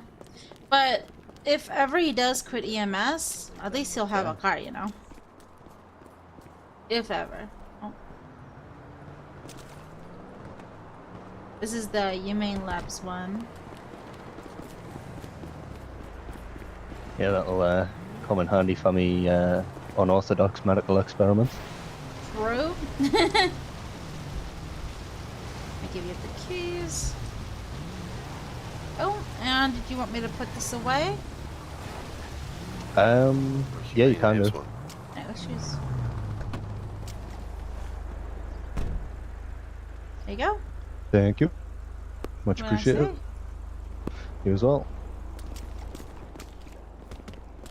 And honestly, with the Humane Labs one, like, yeah, like, he could actually roly-poly. doing lab work for a patient, you know, whichever. Oh no! What's up? Are the new Porsches out yet or no? It's just the wagons. Yeah, not yet. How much are the wagons? The wagons? Like, there was. Yeah. It said there was 6 people before, and then now it says there's 7. 550k There's 4 in a this one day. and 1 in the other one. So where the hell are the other nice. 2? It's Monday, right? So it's what, 10%? Yeah. Well, I don't know who Timmy Jones Someone else will be back. Timmy Jones just flew in. Yeah, I was gonna say, it looks like he's 4 of just us in signed this in. car. Olives. True. Kermit is definitely probably will buy one of those, for his roly-polies to look for the scientists.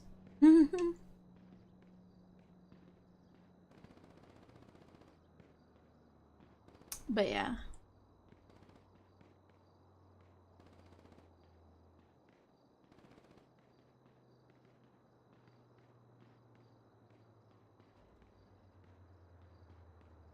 True. Like every livery you could literally, you know. Honestly it's an on and off thing. Like if we feel that we need to hire, we only hire very limited people. Yeah.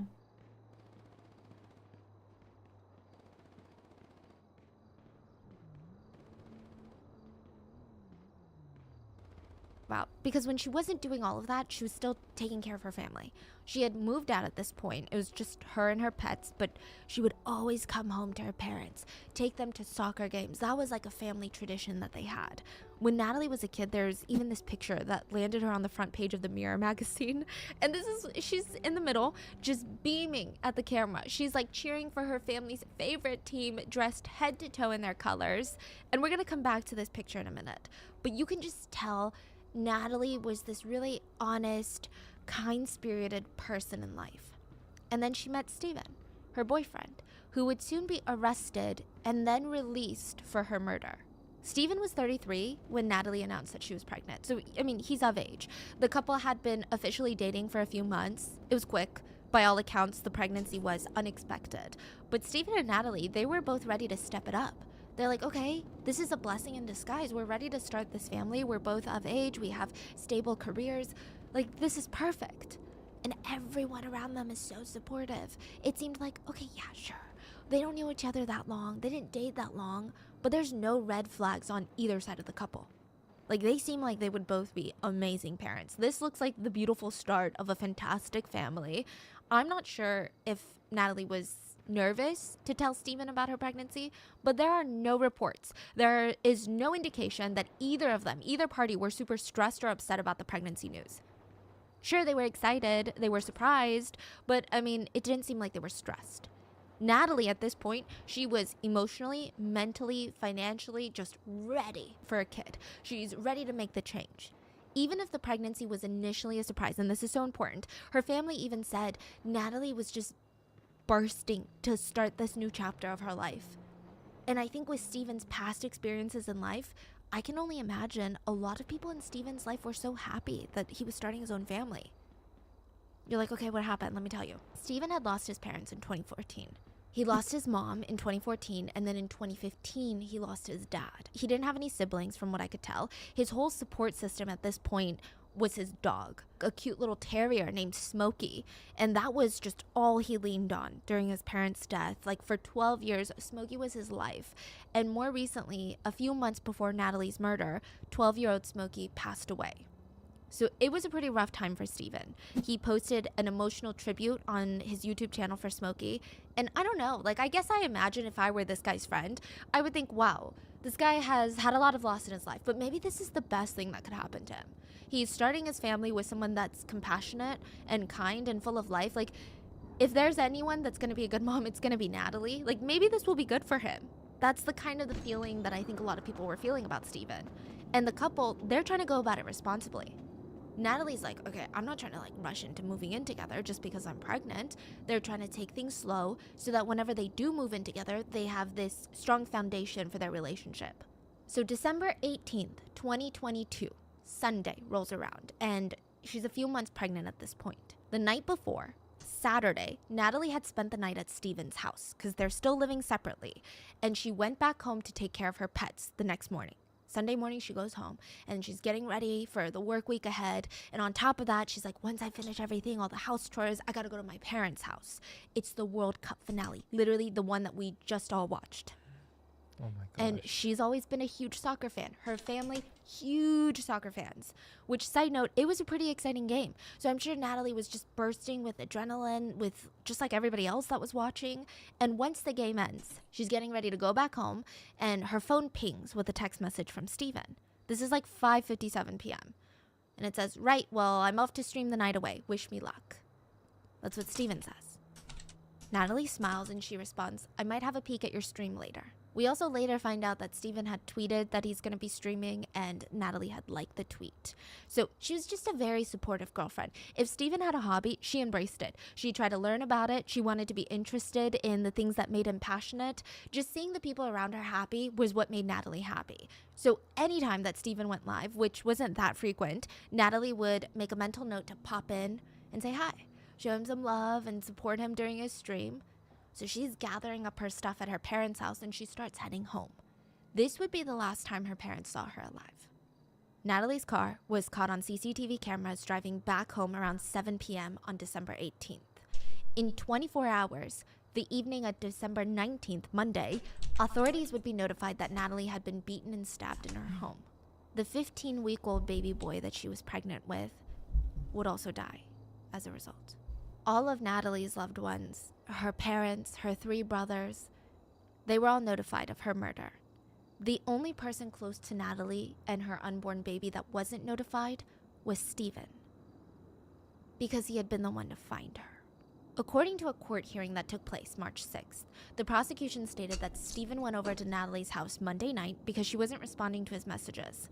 He got there around 10 p.m., so way more than 24 hours since Natalie was last seen. And the police arrived, ambulances arrived after his 911 call. It was too late. Both Natalie and the baby, they were dead.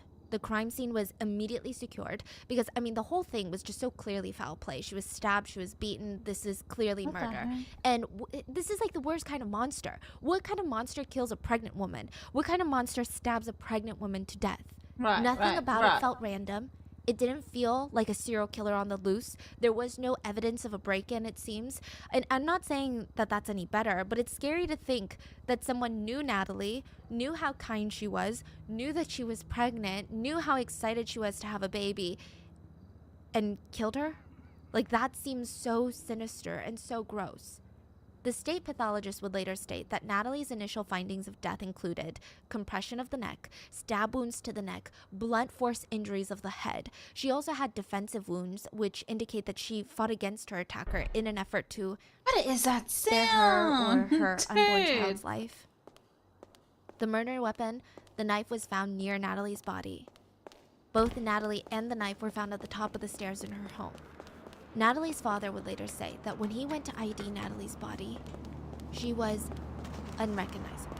He said that the sheer anger and just animosity that was represented in her body was just not something anyone would have expected. She had broken bones in her neck. The full autopsy report has not been made public, but Natalie's father has stated that it was a terrible death, and all he can hope for now is that she died quickly. The police try to calm the public. They're trying to reassure everyone, like, don't worry, in this nice little neighborhood in Ireland, Somewhere don't worry. over there. We don't have a serial killer. This is not random. They're trying to reassure people by saying this is not random, nobody else is in danger. And very soon after that, the police released CCTV footage of a man walking into Natalie's neighborhood carrying a sack. This is around 8:52 p.m. Then at 9:30 p.m., you can see the same man walking out. And 8:52 to 9:30? Yeah, 38 minutes. And I truly don't know why it's the world's worst, grainiest footage. It's kind of frustrating, but at least there's footage. A few interesting things to note about the CCTV footage. For one, you cannot see the man's face clearly. You cannot see it clearly, and it doesn't necessarily seem like they were trying to hide their face per se, but you can't see their face. Second, the man changes clothes. It seems like it's the same person by their height, their stature, and their gait.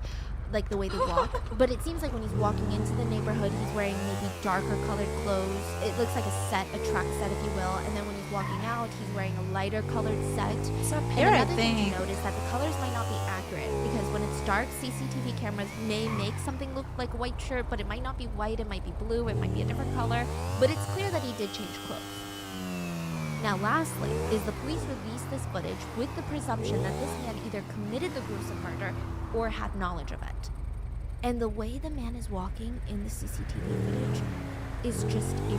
Because the police are under the belief that this is the killer, right?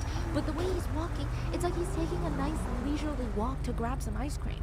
It doesn't look I hear like it, he's but I don't know running what away it from a crime is. scene. It doesn't look like he's going to murder someone. Right. He looks like he's got his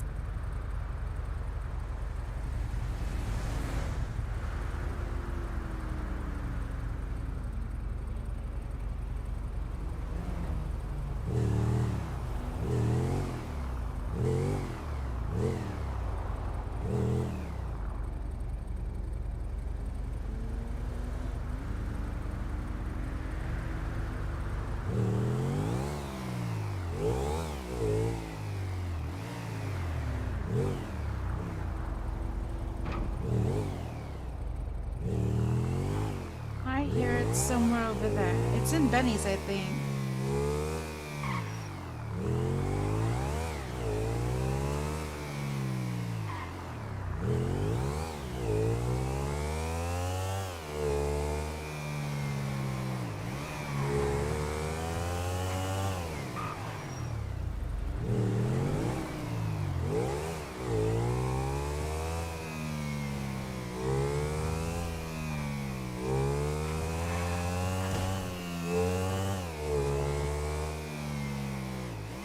What the shit?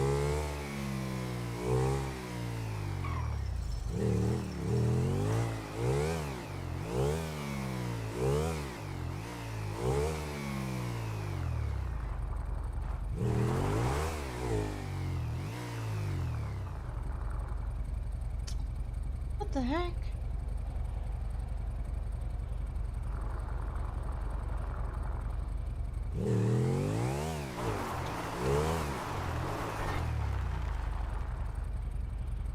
I hear it somewhere here.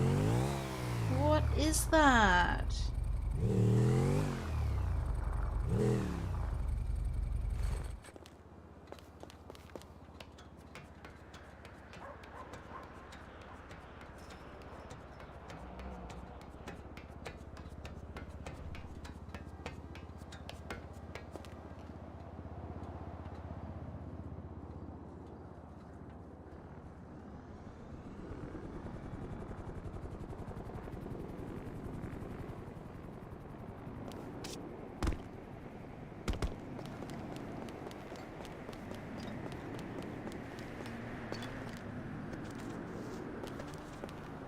Oh my god.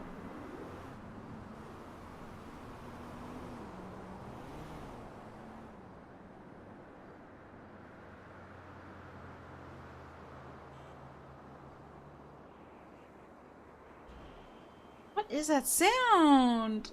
I'm obsessed.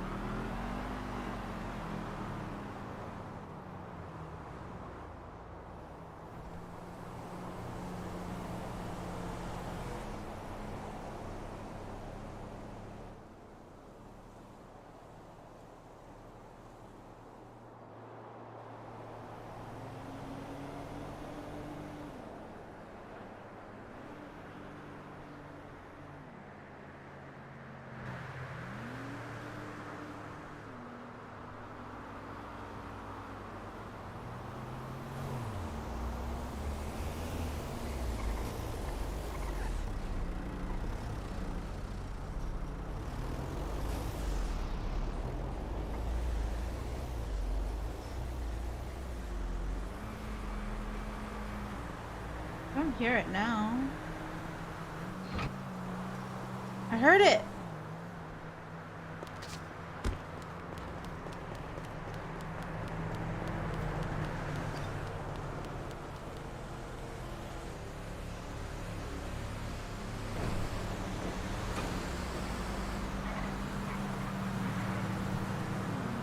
What the fuck?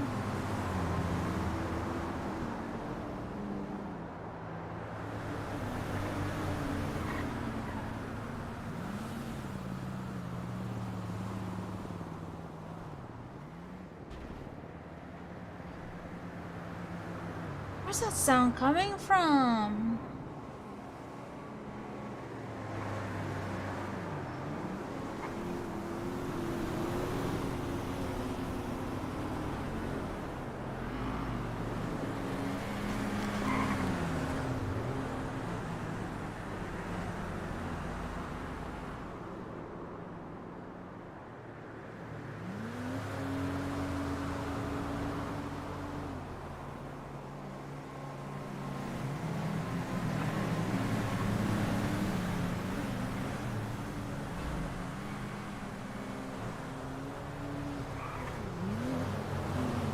Okay, I should just let it go. I should just let it go. I don't know what the sound is, but I should just let it go, whatever.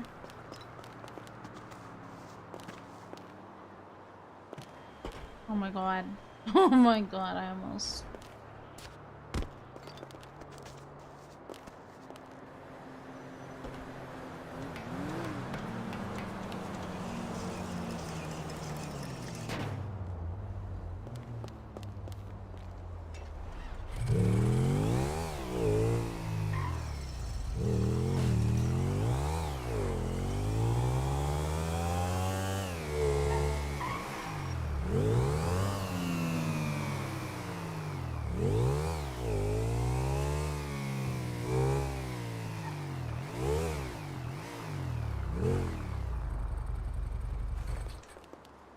Right, well, anyways, back to His headphones in and just taking a nighttime walk. Like, it's very scary to think that this is how someone walks away from a murder that they just committed. So the person didn't drive, or they parked the car far away? They took a bus. Took a bus. Yeah. Oh, okay. Yeah.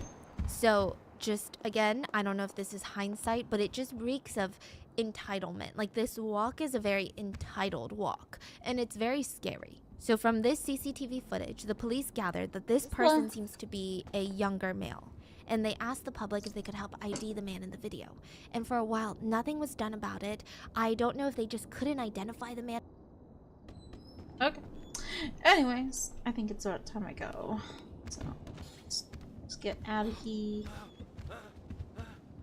Since I'm done with my KPI, it's time to go. What's I doing?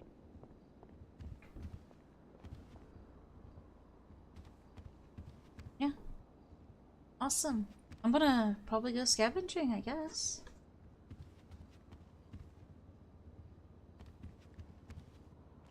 Ugh. Let's see.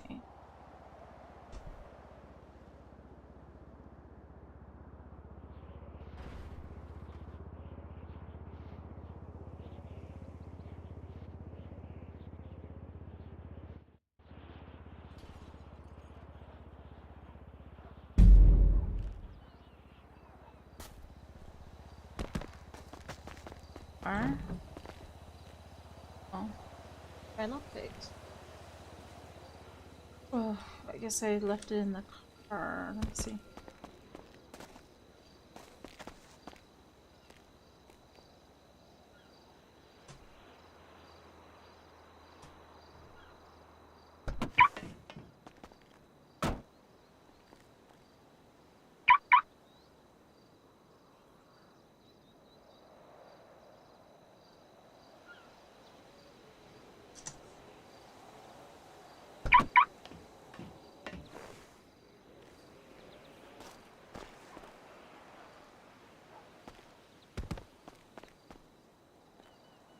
Nope, not here today. Alright. I am gonna go scavenging then. Okay.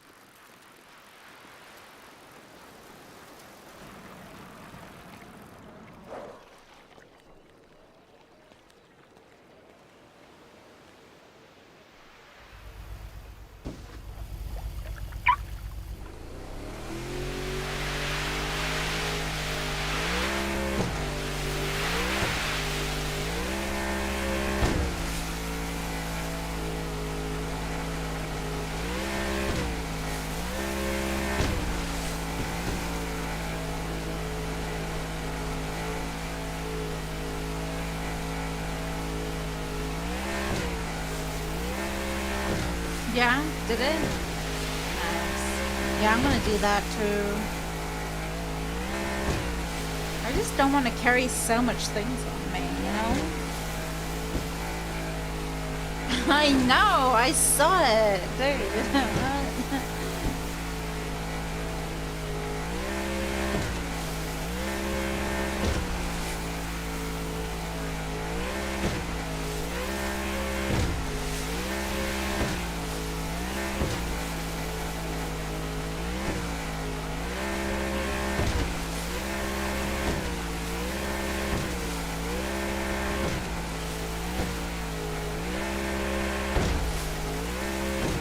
What's up, Martabo? Did you just wake up?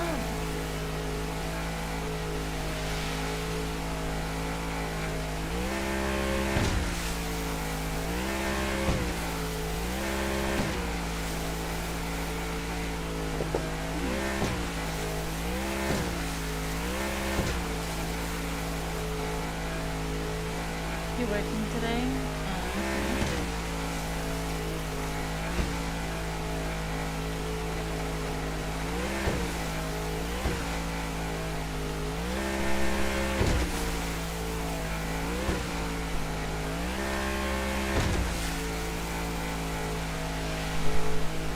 How's work so far, or did you just start?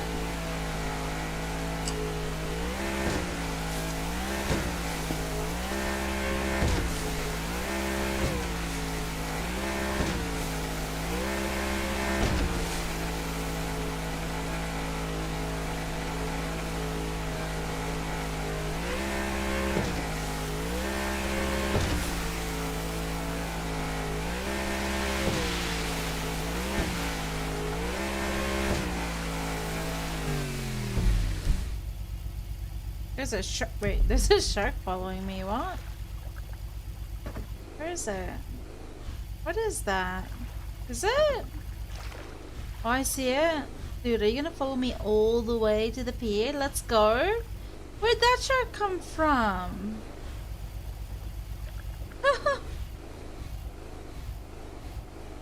Come on, shark, shark, shark. Let's go all the way to the pier, yeah? Dude.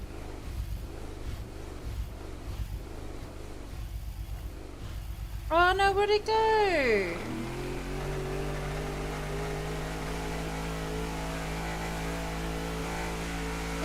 It went away.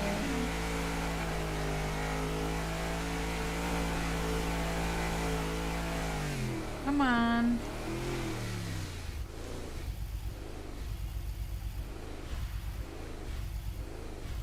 Dude, this is gonna take a while.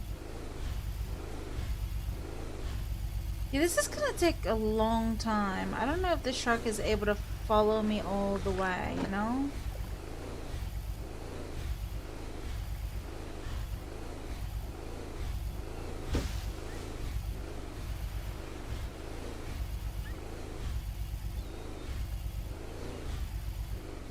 Hmm.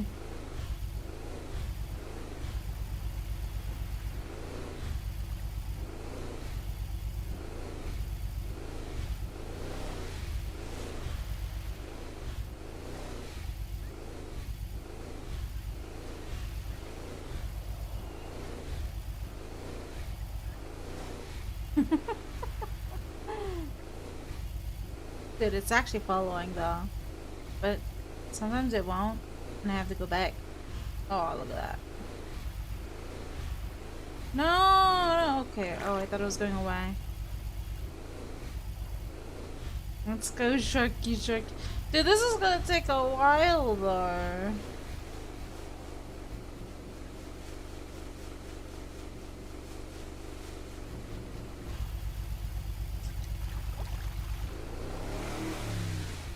Is there a limit to this? I don't know.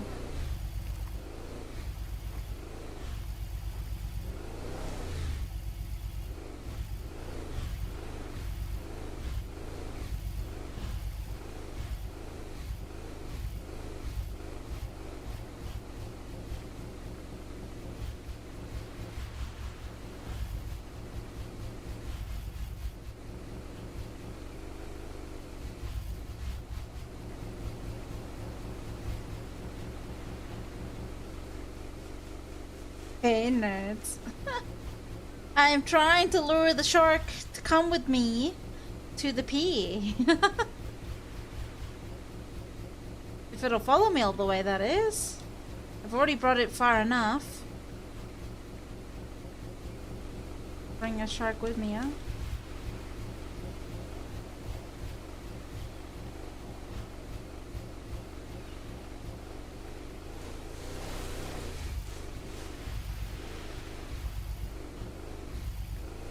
Bring it to the pier.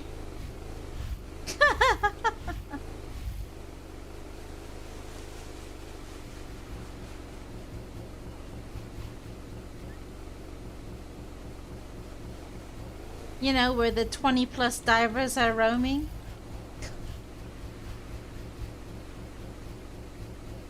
I mean, it's kind of funny to see, you know?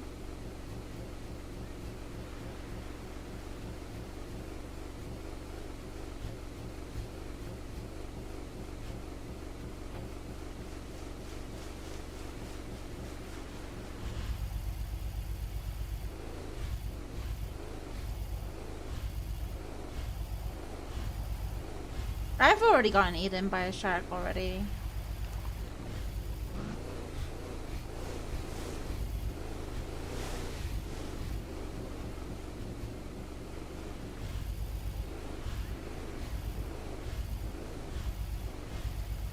Oh, is that another one? Wait, what? Oh no, it's the hammerhead.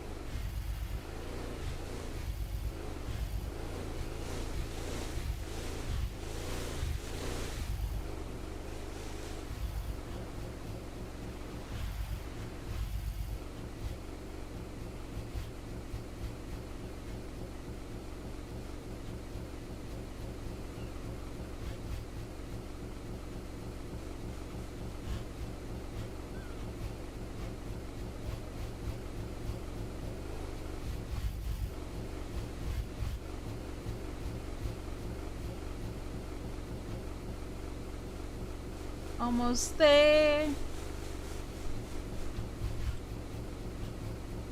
What do you mean? I wasn't the admin that turned himself to a shark and started attacking everybody. Oh no, my mouse died. No! Wait. Oh shit. Dude, I'm trying to hook my mouse while still going forward. Oh, there we go. Oh. Whoops! What? Why is it not hooked up? Oh, there we go.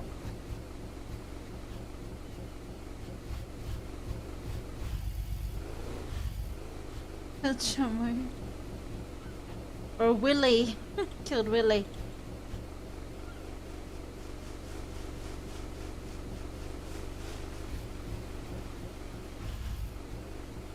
Dude, I'm so patient, man. Dedication right here. Trying to lure this shark how many miles away it was. It's a far place.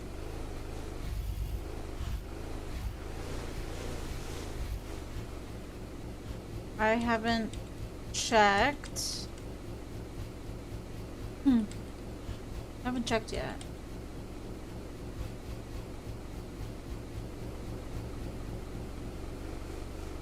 Are there people on the beach? Like a lot? It won't go on the shallow waters though.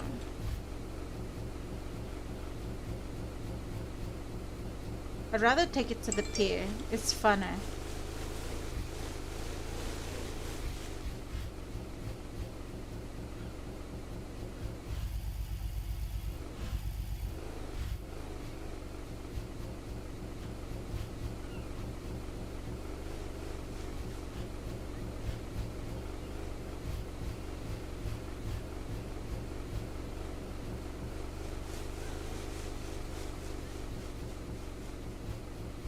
I mean, there was an admin dressed as a shark and nobody really climbed out of the water.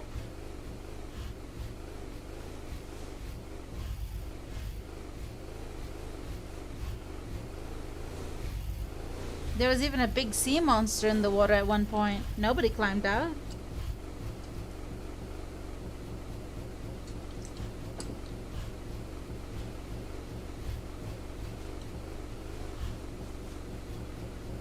Yeah.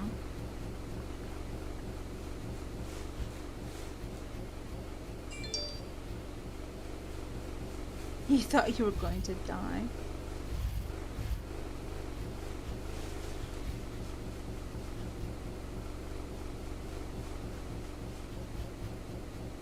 Anyways, tonight I need to clean out Corby's little den. She is going to hate me tonight.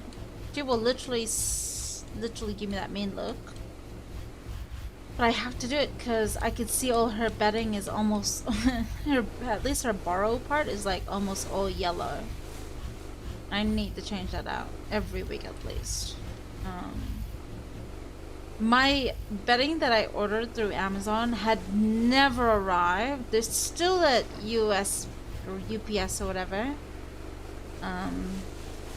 So like it's still there at the stupid ass I don't care why they didn't deliver it at the door. They said the mailbox was too small and I'm like, well, deliver at the door then, like why not? So, like, yeah.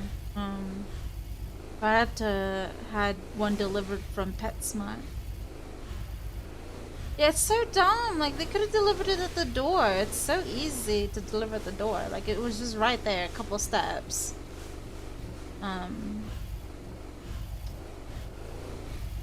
But yeah, other than that, so I had to have someone deliver extra bedding for my hamster through PetSmart, and then also buy more sand bath. I almost threw out last night. I almost threw out her sand bath because it was very clunky already. But as soon as I found out that that was the last, the one in her little tubby, that was like the last sand that I actually gave her. I had to sift it.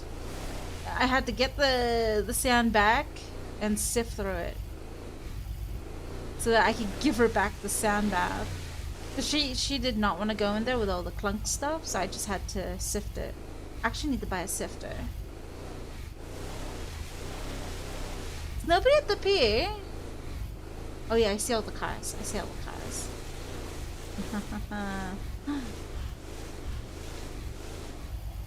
I think the shark is still following. Yeah, it's still following. It's just a little slow.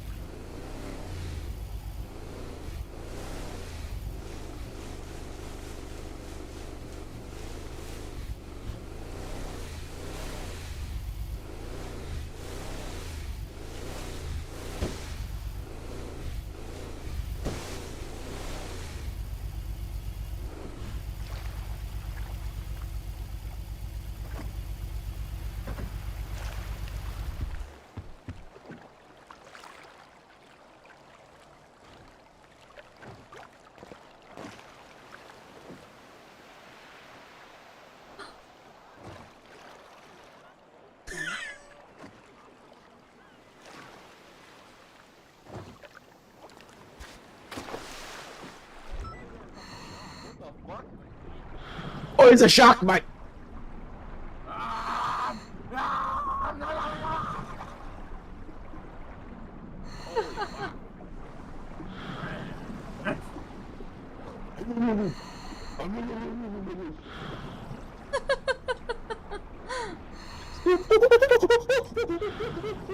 What the fuck are they saying?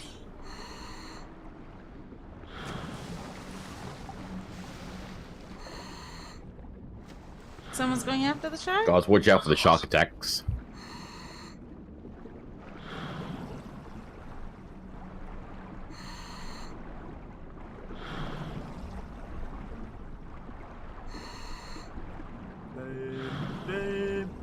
Bum bum.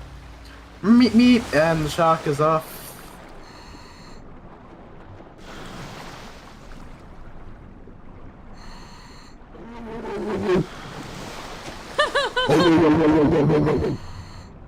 So funny, a dog.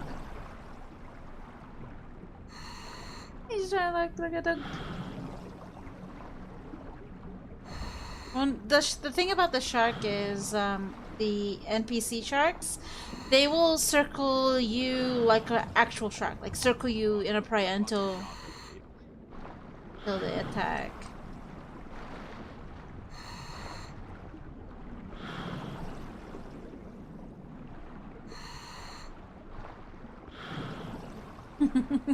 It's funny though. I'm just gonna get my shit.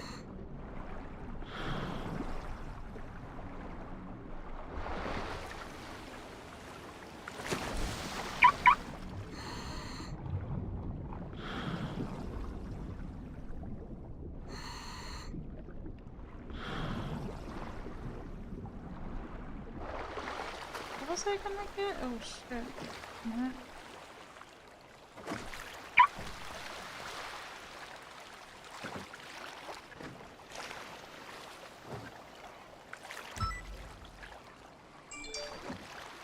I know.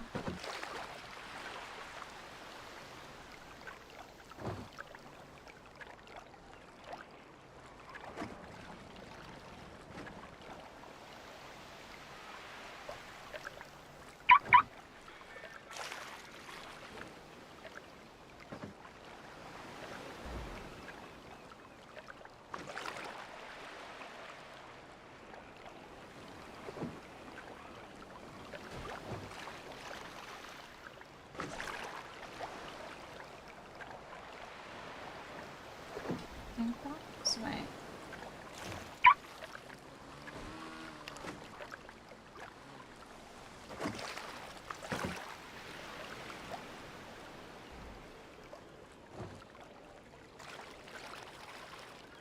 So, what the... got it?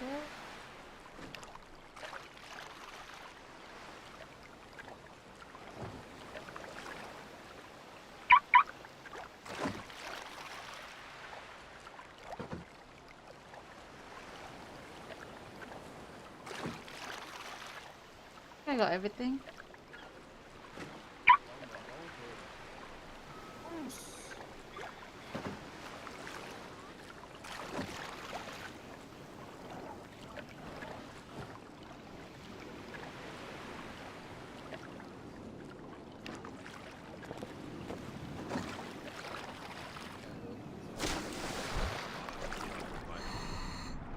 Get out of my ocean, Mr. Sharky! Hey, so, oh, fuck. Oh right my there. god, can't follow. Oh shit, oh shit. Oh fuck. My ocean! I don't like that. Where's it going? They're just going He's on the fucking beach. beached. He's beached. Quick, get him. Boys, come on, get him. Come on, boys. Oh, he's beachside, yeah.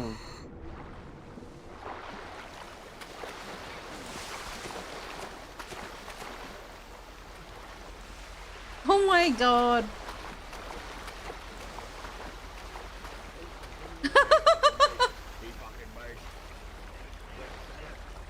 What the fuck? It's tornado shark, flying shark.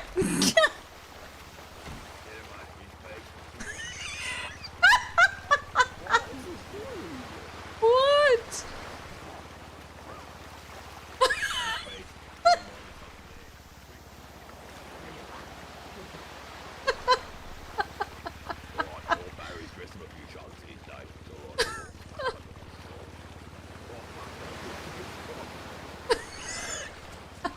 I'm very.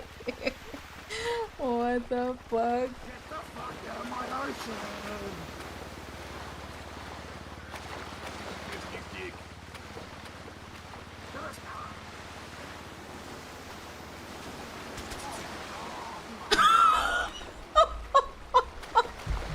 I think they killed it.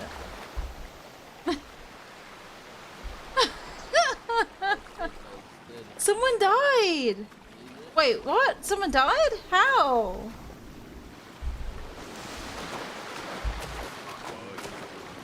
Oh. Oh, cool. Fuck me. Hang on a sec. Oh, it was hilarious. Dude, someone clipped that shit. That was hilarious. That was funny.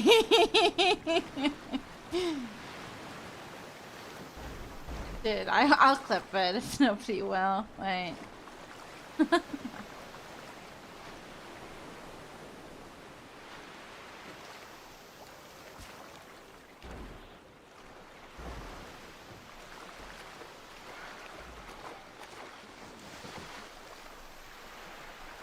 Let's see.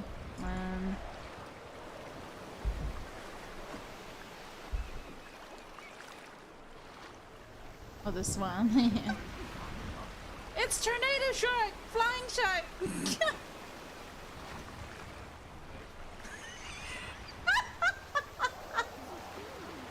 What?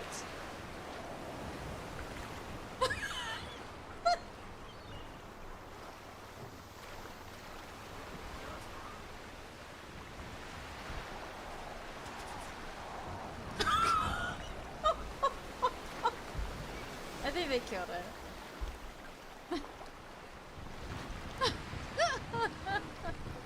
Someone died! Wait, what? Someone died? How? Oh, shark!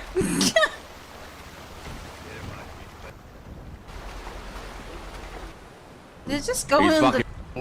He's beach lads, yeah.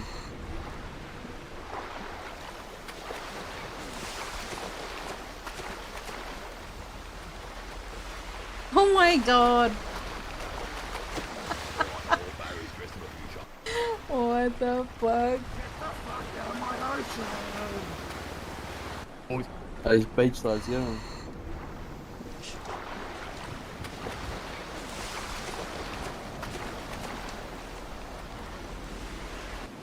He's beach lads, yeah.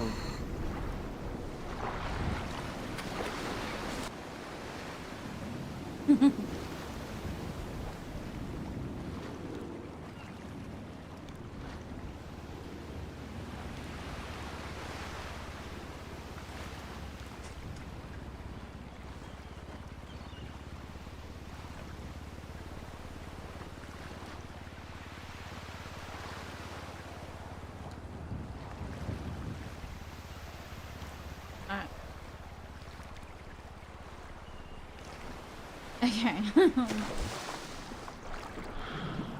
Oh, right.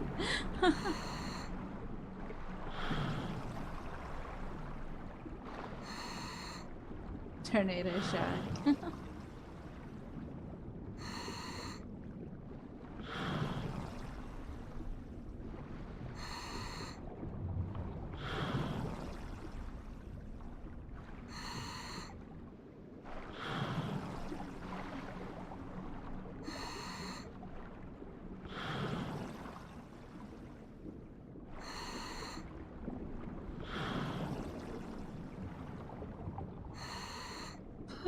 Alright, let's turn down the a little bit, because I don't like the sound of the breathing too much. Oh no! And in the video, if nobody could, but the police were stumped. They had visited over 200 houses in the area, asking if anyone saw anything at all that was remotely suspicious. They evaluated over 3,000 hours of CCTV footage. They had taken over 50 items into evidence. Crime Stoppers came out and offered a £20,000 reward for anyone with information that could lead to an arrest. And people, the police, they kept reassuring the McNally family and the public that they were doing absolutely everything to find the killer. But the McNally family, and I have just pure respect and admiration for them because this is the hardest time of their lives. And they got up every morning and they made sure the world did not forget about Natalie. They went to public appeals, they held vigils, protests. They wanted to spread awareness against not just for Natalie McNally's case, but for violence against women. I think the community took it really hard to know that a young woman's life was taken in her own home. That was shocking. But the fact that she was pregnant, I mean, she's going through one of the most Arguably, one of the most vulnerable yet beautiful stages that a person can go through, pregnancy, like creating a child in her body, it just adds to the trauma that I think everyone felt. The police did start gathering a few leads. The first round of evidence came from Natalie's neighbors. 2 of her neighbors reported hearing a woman scream from inside Natalie's house at around 9 p.m. the night before. Now, I imagine that the scream was not as startling as one would imagine. Maybe it's one of those screams where you're like, oh, I wonder if someone's having fun, or if it's like someone's getting chased with a water gun. Like, you know how sometimes your brain likes to make up these scenarios. So with this, the police were able to determine a possible time of death for Natalie. And with the CCTV footage of the unknown man arriving and then leaving the neighborhood from about 8:52 p.m. to 9:30 p.m., they kind of guesstimate that's when Natalie died. And I'm sure autopsy reports could further verify that, but that's where they're going off of now. Now, another interesting thing to gather is that Natalie has just a love for animals. She has a lot of pets. She had this big German Shepherd, and she had a bunch of cats. She was known to constantly walk her German Shepherd around the neighborhood, and her cats would kind of like stare out the window waiting for her to return. There's a lot of cute videos of her with her pets. But the pets are now a key piece of evidence. Natalie's neighbors stated that her dog was quite protective of Natalie. She is a single woman living alone, so yeah, a German Shepherd, great choice. They're very, very protective, very family-oriented dogs. And not a single neighbor heard her dog barking during the evening of December 18th. And the dog was home. Yes. So indicating, again, that whoever killed Natalie was potentially close enough to Natalie and her dog that their presence and arrival did not put the dog on high alert.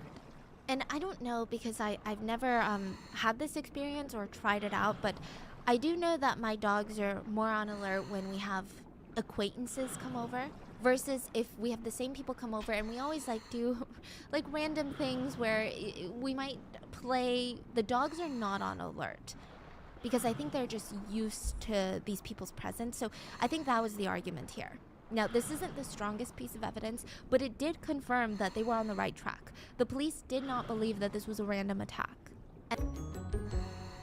This episode is sponsored by BetterHelp. This is a weird thought that I had the other day. I realized that every week, sometimes every day, I'm changing, I'm growing, I'm trying to do things differently. And I feel like as my thinking and my processes change, I have to learn about myself again. I feel like it's a non-stop cycle of getting to know myself because I'm constantly changing. I kind of like it, I kind of hate it, but I think it keeps life exciting. And it's almost this exhilarating process to look back at the progress that I've made so far. And I think self-awareness is one of the most valuable skills and traits that someone can have. Therapy is all about getting self-awareness and understanding. There have been so many times that my therapist has even called me out on my negative self-talk or my thought process, and I'm like, okay, you have no idea what you're talking about. You don't even know me like that. And then I slowly realize, oh my god, she's so right. I do have pretty gnarly imposter syndrome. And you know what? Yes, sometimes I am paralyzed by the idea of making a mistake that I procrastinate more than I should. I just got a hot dick. So it has been a journey of self-discovery that is very much needed. Because people come and go, but you're going to be with yourself and your thoughts every single day for the rest of your life. You might as well get to know yourself.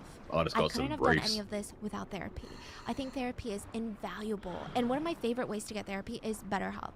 BetterHelp connects you with a licensed therapist. If you've ever been hesitant or you're like, okay, maybe I will give therapy a try. BetterHelp is a great option. In my Fuck, you're a foodie motherfucker, aren't you? Look at you fucking pink dog. Dude. I love Magic Bagos. Magic Bay's the best. Yeah.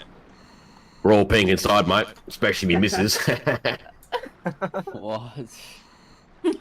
How old your missus? 14. Oh my god. She's fresh from public school or fucking is primary school. Stunning. Fuck 14 up this. inches deep.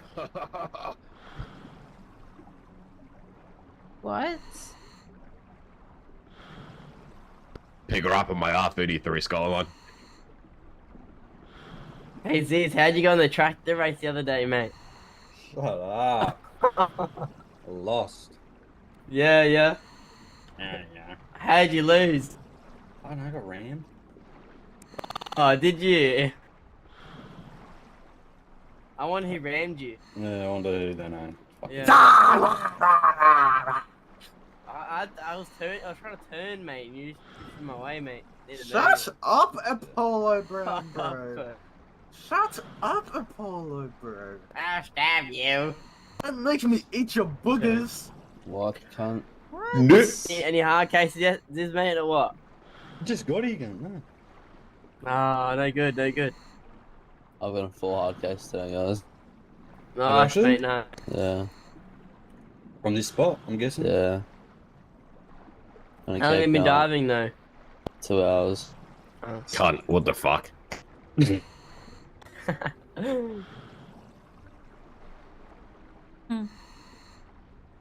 Nah, been here since fucking 12 hours, mate.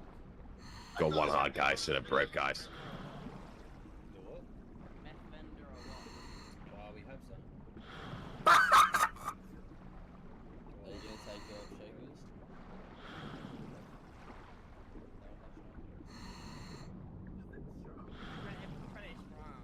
Pretty strong.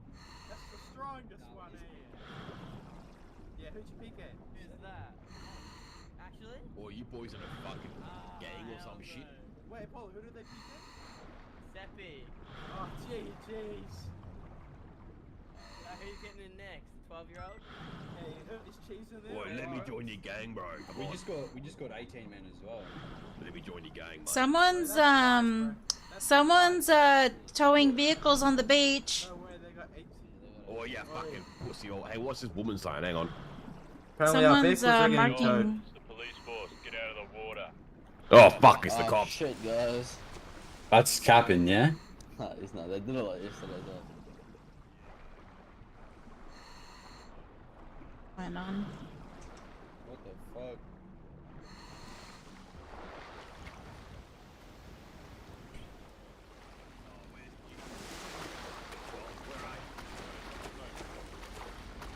Jimmy? Jimmy's not here, guys. Oh yeah, yeah. Who's Jimmy? Yeah. Jimmy's not here, guys. I don't know a Jimmy. I know a James. No. Who's James? I don't know a James. Hey, guys! Hey, James Smith, mate.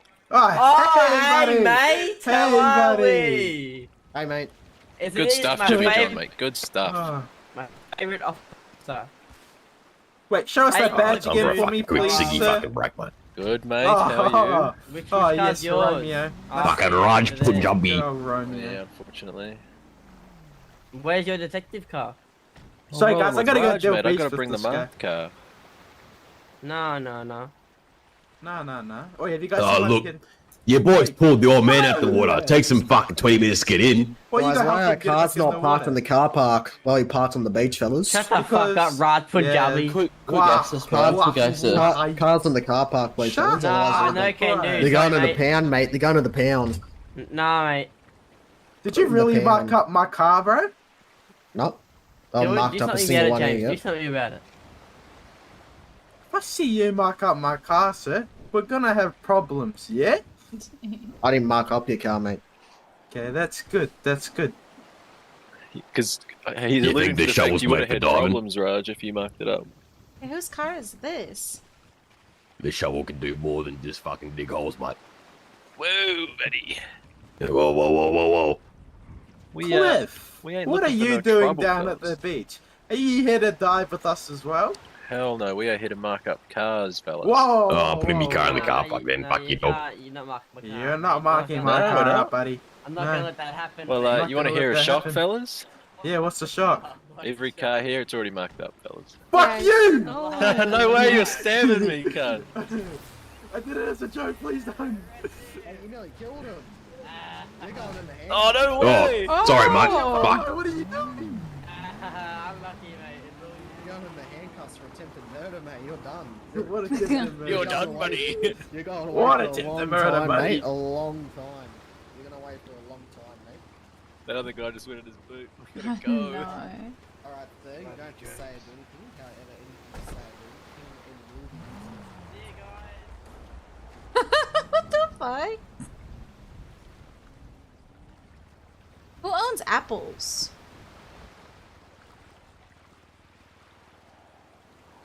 So funny. Someone's car called Apples is marked. Oh no. Oh, it's the raptor. Okay. Not my problem.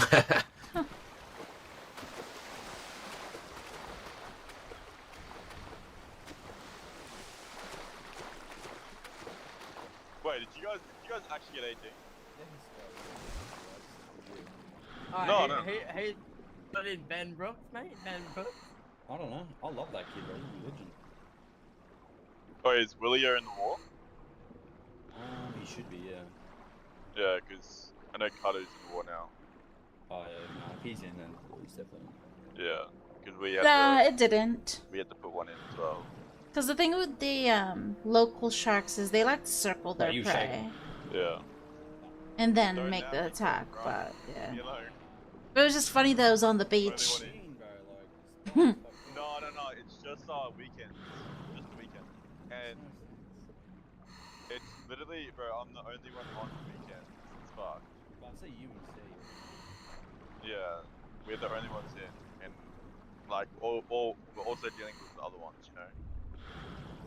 Because we're getting constantly, robbed.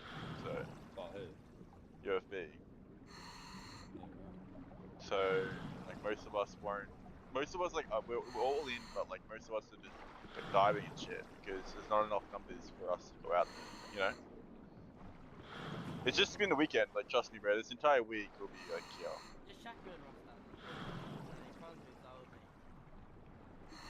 Like, like, I believe, AZ's already mentioned it, AJ about it all. Well, let me join your gang, man. Fuck. Yeah. No, like, we won it and shit, like, we had KOS and UFB last night, but that went to shit. Cops got involved. Faded boot balls. I know. Just the Saints, mate. Yeah. You actually want to patch over? No. Stays loyal to. Yeah, stay loyal to those Saints, bro. They Of got course, some man. motors in Since there, 6 bro. man. Boy, how do you even join a fucking gang, man? What a fucking. Wait, is that? Who's that? Paul? Uh-huh. James Paul. Yeah. Bro, I've been asking about you for like a year, bro. Like, have they told you? Nah. The fuck? I'll be like, oh, he's fucking the Paul cunt around. He's like, nah, he's still like banned or some shit. That's crazy. Are you like 4th IC? Nah, 7th. 7th? Yeah. You're right. Boys, how do I join a gang? Fuck me. Gotta apply on the illegal forums. You've been around since 6, man. How you not high up? I'll be there soon, man. Don't worry. Hmm.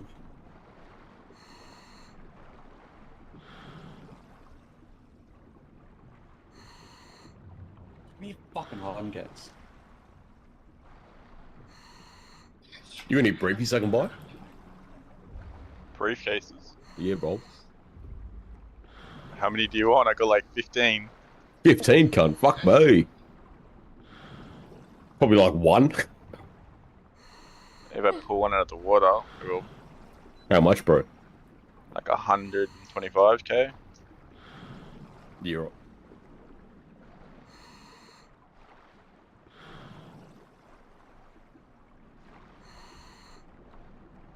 Hey, Ziz, why did Seppi leave? He got. Oh, just got a briefie. As I said it, bro. No. Fucking bad luck. He's I don't know, bro. He's like too much of a troll, bro. Just like he just kept fucking trolling AJ, bro, like an idiot. That's Seppi. Yeah, I know. It's shit that you guys got 18 though. Yeah, well, we were there before, but. Yeah, because you guys, like, I don't know, you guys haven't been, like, as, like, until, like, the decking, yeah, you guys have been a lot more active now, it seems like. That's what all the boys have been saying. Oh, yeah, because we did, like, 2 months of just fucking jack shit. Yeah. So boring. Getting money and getting guns, mate. Bro, I didn't fly in, the fuck?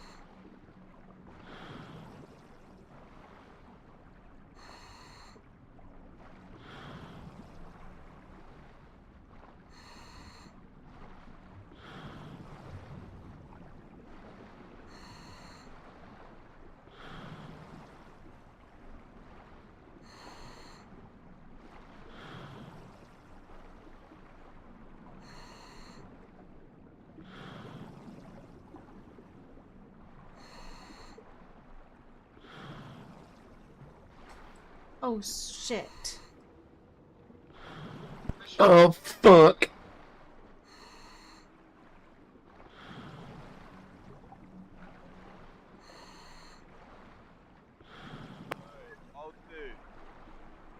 Yeah, mate. Shush, mate. You wanna buy a hard case? Boy, hard case. How much, mate? What do you want to sell for? 350. Oh, nah, That's bro. I'm scam, trying to but get I'll me take own. it. I'm trying to get me own hard case here, mate. Come on. Sick of getting fucking. I almost fucking threw and someone. fucking meth. I'll take it for 100k. Hey man, it's worth it, try. 250k, you got to deal, mate. Trying to get rid of them, bro.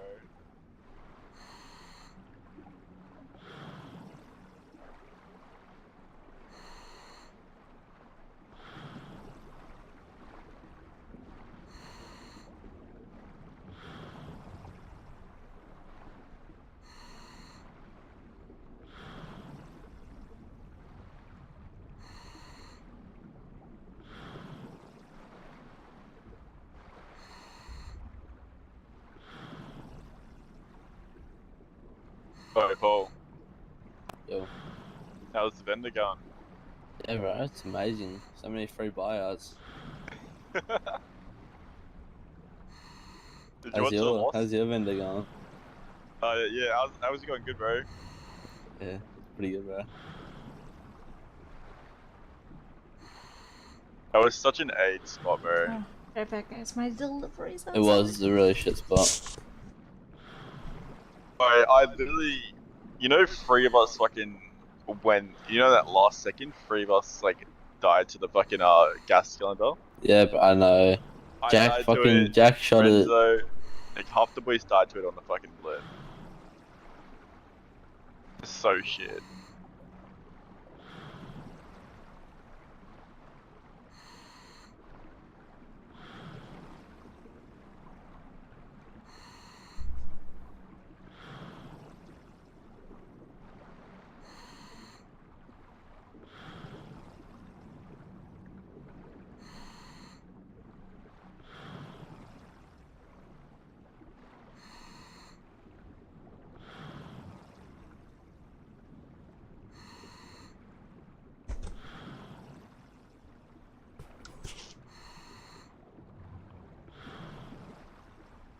Let me see which one.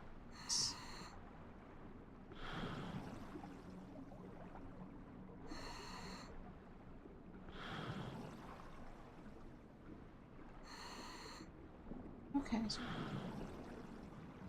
Awesome.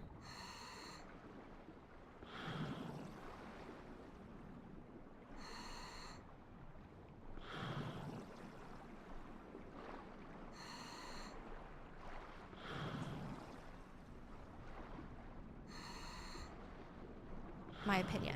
It's entirely online, which for me, it makes it so convenient if I'm traveling or if like this week I have weird emergencies coming up. I can do it in the comfort of my home. It's flexible and you get started so quickly. You just fill out a brief questionnaire, get matched to a licensed therapist. You can switch therapists anytime for no additional charge.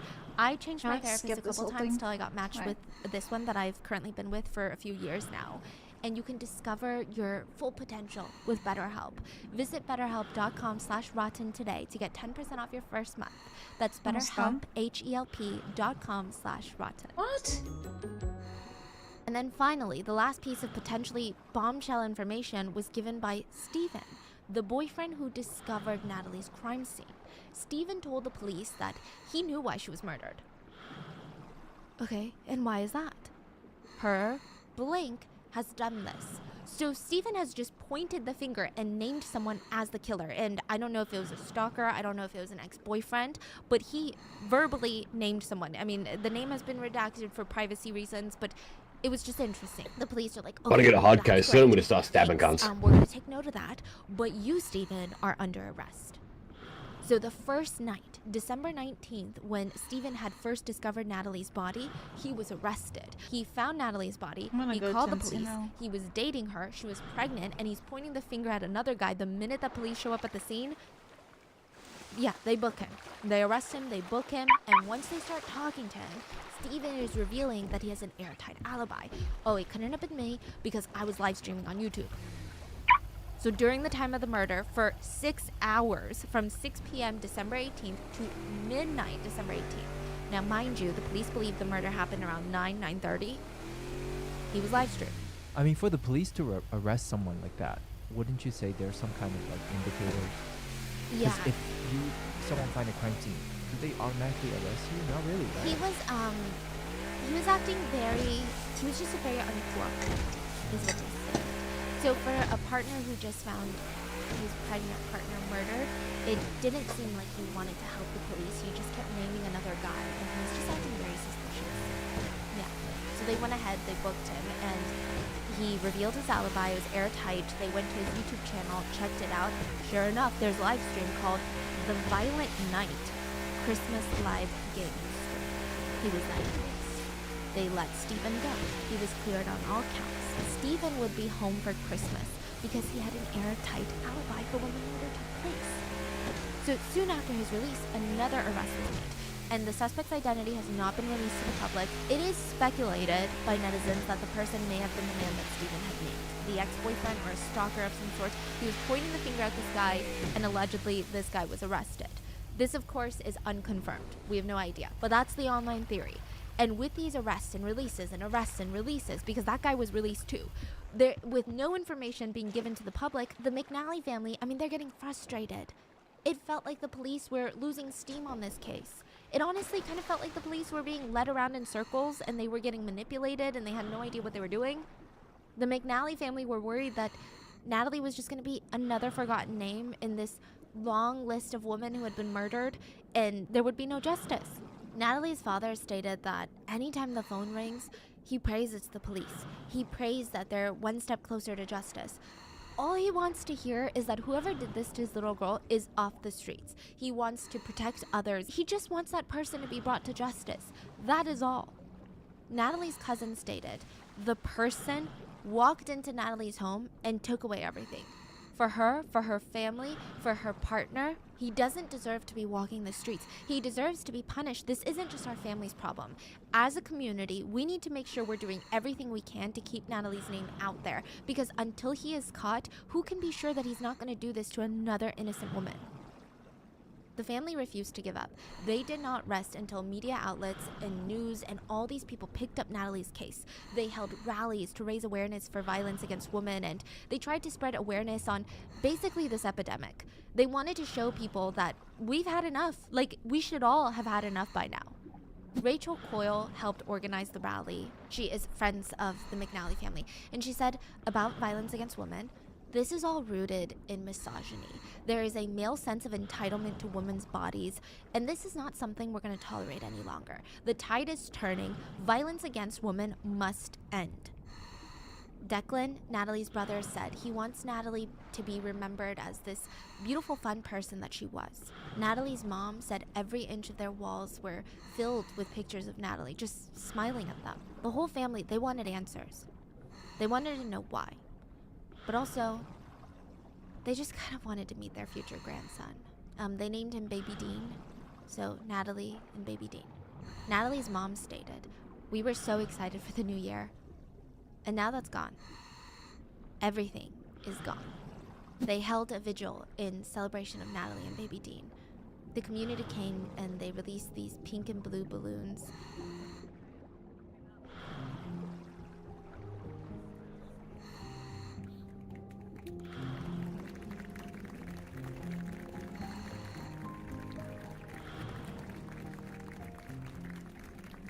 It was just really emotional. And remember that soccer team that Natalie was sported wearing their colors when she was a kid and she was on the front cover of the magazine? They held a moment of silence for Natalie. It was what I imagined to be a very heartbreaking moment for the McNally family. To see that Natalie was being celebrated by the very team that she celebrated 20-something years ago. And I think it just goes to show that Natalie was well-loved, supported, and just this bright light in this world. And then finally, a final arrest was made in Natalie's case, and I feel like it's the type of news that would just shatter anyone's hope in humanity. But it didn't for the McNallys. But nobody would blame them if it did. The father of their unborn grandson, Natalie's boyfriend, the one that grieved with the family, the one that showed up to the rallies wearing pink, the one that found Natalie, the one that was live streaming when she was murdered, was arrested for her and Dean's murders. This is January 31st he was arrested, just this past January. And February 2nd, he was officially charged with their murders. But how? What happened the first time? The police checked his airtight alibi. He was live streaming, so how can he be at 2 places at once? We'll talk about the live stream in a second, but let's first cover the bases. Steven was released initially because he had an alibi. He was live streaming around the time of Natalie's death. The police knew that. They thought they confirmed it, but the more evidence they uncovered, the more all roads just kept leading back to this guy. The first being that there was CCTV footage from a TransLink bus. Yes, the company that Natalie used to work for. And the bus CCTV is in Lisburn, where Steven lives. The night of the 18th, a male figure is caught on camera entering the bus, and he's pulled his hood all the way down. He has a scarf around his face. It's just very suspicious. Clearly, he's trying to hide his face. But as he's trying to pay for his bus fare, he drops a few coins. He has to lean down to pick it up, and the CCTV shows that he's wearing black gloves. I get it, it's cold, right? Really thick black gloves. And these gloves were so thick that he couldn't even pinch the coins off the bus floor. It's odd, right? But that's not even the odd part. He takes off his black gloves, and underneath, he's wearing like surgical rubber gloves. That's really odd. Nobody just walks around like that. It's not even for temperature control, right? Like, it's weird. And at the crime scene at Natalie's place, the police found bloody glove prints that are similar to the rubber gloves that this bus rider was wearing. On top of that, the sack that this guy on the bus is carrying is the same greenish colored one as the one being carried by the man on CCTV. What is this? Is a weapon in there? Probably a knife and cleanup supplies. So what does this all mean? The police are able to connect this man on the bus in Lisburn near Steven's house, and the bus is going towards Natalie's place, to the man entering and exiting Natalie's neighborhood the night of the murder. It's the same man. The time of the man on the bus and the time of the man walking into the neighborhood were consistent, meaning this person had enough time to get off the bus, get to the neighborhood, walk in. So after he leaves Natalie's neighborhood, did he take the bus back home? No. Just a little bit after 9:30 p.m., a CCTV clip was uncovered by a cab driver near Natalie's house, and the cab driver picked up a man. The taxi was actually reserved for someone else, but as the driver was waiting for that person, this unknown man seized his opportunity and was like begging, "You need to take me home, please, just cancel your other ride. My mom is sick." Mind you, if this is Steven had lost his parents in 2014, so that would have been just a complete lie. The driver felt bad, decided to cancel his previous ride and take this guy home. The police were able to track GPS data of the taxi later, and it confirmed it stopped right outside Steven's house. And coincidentally, 3 minutes after the taxi arrived in front of Steven's house, Steven's phone was manually powered back on, meaning he had manually turned it off during the time of the murders. And to add to that, the taxi driver was able to ID Steven in a police lineup. He said, "That's the guy I took back home to his place." He said he remembered Steven very well because Steven had to run inside his house to grab some extra cash to cover the bill for the fare. So it wasn't like a mindless trip of like, oh, it was one of many.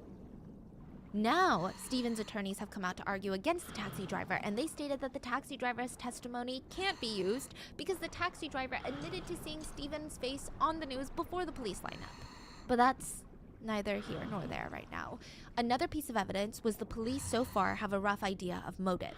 They found Natalie had exchanged close to 30 messages with an ex-boyfriend. The police believe that this was the catalyst that pushed Steven over the edge. And the night before the murder, remember how Natalie was spending the night at Steven's place on Saturday night? Mm-hmm. The police could verify that Natalie's phone had been unlocked 9 times throughout the night. So I guess to them, this might indicate that Steven had went through her phone the night before, saw these messages. It's been confirmed by Natalie's family that Natalie had given Steven her phone password, so there's no way to confirm who unlocked Natalie's phone Saturday night.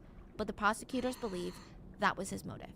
Now, side note, it doesn't really matter if she was texting her ex-boyfriend or not. It doesn't really matter the nature of the text messages, but I do want to disclaim that we don't know the nature of these text messages. They could have very well been, they were talking about very platonic things. It could have been very well that they were rekindling their relationship. It just really doesn't matter. There's no reason to find something in anyone's phone and then commit murder. But this still does not address the live streaming alibi. Forensic teams realized that Steven had faked his live stream, which I'm not sure why you need a whole forensics team to figure that one out and why it took so long. That's kind of terrifying. But basically, Steven's live stream on December 18th was pre-recorded. He pre-recorded a video making it look like a live stream, but it was a pre-recorded video file. And then he just played that file during his stream. So you know how you can watch videos during your stream, you can like full screen it? He just full screened that video file during his stream. So it looked like he was live streaming. It's just his face in the corner and he's playing a game, but it's just a video file. It's not actually live. He even made an excuse at the beginning of the stream that he could not interact with the chat, which is kind of the main purpose of live streaming, is to have real-time interactions. He said that he was having technical issues, so he could not interact with the chat. Steven admitted that he did pre-record the 6-hour live stream a few days earlier on December 15th. And the fact that Steven hadn't live streamed on YouTube for over a year and suddenly randomly live streamed December 18th, that made it, for the prosecutors and the police, it made it just feel all that more premeditated. It seemed like he wanted to live stream for the sole purpose of creating what he thought was an airtight alibi, allegedly. So a few days ago, he streamed for 6 hours. Yes. And every minute of that 6 hour is just a fake alibi that he's making. Yes. That is so sinister. What's even more sinister is that he even titled it The Violent Night Christmas Gaming Stream. The description of the live stream reads, celebrate the most joyous time of year by watching a drunk mash buttons on a controller as if he's some sort of expert, then go mental after failing miserably. ... All in real time. Merry Christmas. Now it gets worse. Steven is being accused of leaving subtle and sublime messages, like little Easter eggs, to what he was allegedly actually doing that night. Prosecutors have said that he left brazen and taunting hidden messages in the pre-recorded live stream. So let's go over some of them. Which, side note, remember how he stated he couldn't respond and interact with chat because of technical issues? Well, by all means, talk amongst yourselves. I could use my phone to dip in every now and again and check it, but I've decided that I kind of hate live streams where people just sit and read comments and go, oh my god, yes, ask me questions. He also states he doesn't want to check live chat on his phone because you can watch your own live on YouTube. So let's say I'm live streaming on my computer. I can go into my phone and YouTube. Go to YouTube and see the live chat and respond through my, I'm reading the comments on my phone and I'm responding to the live chat like this. Okay. If you can't see it on your computer, you could always pull up a second device. He says that he doesn't want to check the live chat on his phone because he doesn't want to be one of those annoying streamers that just stares at the chat and says, ask me questions, guys. Plus, he says that his phone will crash the internet service because the whole setup isn't great. But we do know that his phone was turned off during the time of the murder and wasn't turned back on until after Natalie's murder. But here on his fake live stream, his phone is on. So the timeline is already not adding up. Yeah, so it's clear that it's pre-recorded. It doesn't coincide with just any of the data that they're getting from the cell phone towers. Another thing to note is during his live stream, Steven keeps checking to see that he's still live. And it's really disturbing when you know that this was pre-recorded and it wasn't a pre-recorded live, like he wasn't live. So throughout the live stream, he hints at the fact that he's drinking while streaming. Oh, okay, side note about the whole pretending to think that he's live. He'll keep going like, oh, am I still live? And then he just kind of checks and he's like, oh, okay, thank God. Streaming software. Is it streaming? Yes, it is. Oh, thank God. In fact, I'm still live. Good. Throughout the live stream, he also hints at the fact that he's drinking while streaming. He mentioned that he's going to be staying home all night because he's been drinking so he can't leave. He's like, the only drinking and driving I'll be doing is in the game because he's playing Grand Theft Auto. He also says, the amount of police we've lost over the years is frightening, and crime is on the rise. That's why I stick to committing crimes in video games.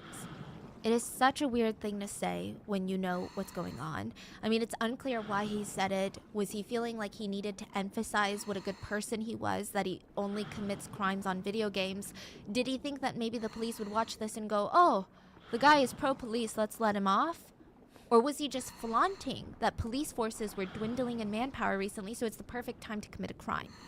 Now, through the course of the live stream, around 9 p.m., which is when the police believe is the time of death, Steven, in this pre-recorded live stream that's playing at the same time as the vicious crime, he takes on a side quest, a side mission on Grand Theft Auto that you really don't have to take. So technically, this mission does not advance him further in the game. It doesn't seem like there's really any objective. It's like a side quest. And it was titled, quote, Waste the Wife Mission. His quest is to kill a woman and make it look like an accident. And while he's trying to complete his side quest, he's heard saying, I need to kill this bitch. I need to take her down, because if I don't, I won't get past this mission. If I don't get her to die. Fa la la la la la. I need to kill this bitch. I need to take her down, 'cause I won't pass the mission if I don't get this bitch to die. Tra la la. He also says, time is of the essence. I nearly got the bitch. One more hit on the head, and that would have been her. Lovely stuff. That's what we like to see. He also states, should be easy. I have made my entire life look like an accident. Make her look like an accident. Well, that's alright. I've made my entire life look like one. What? Also, throughout the 6-hour stream, naturally, Steven takes a break every hour or so to grab a drink, use the restroom, you get it. And during the majority of his breaks, he would just have a graphic saying that the live stream would continue on soon. It's like a fire graphic, and it says live stream continuing soon or something. Specifically, around 9:15 p.m., the screen was replaced with a promotional photo of a James Bond movie, and it was No Time to Die. That's what it was called. It says No Time to Die, and it's James Bond. It was just briefly flashed on the screen, exactly around the time that Natalie was suspected to have been murdered. Meaning, allegedly, during Natalie's murder, Steven was fake live streaming, completing a side quest of killing a woman and making it seem like an accident, and a promotional poster that said No Time to Die was shown on screen. And that was put on by him on purpose? Yes. And I'll tell you why. Because if it was an accident, he could have edited it out. It wasn't live. Also, if you've ever live streamed, that's a very bizarre accident to happen. Like, you're literally placing a graphic on the screen.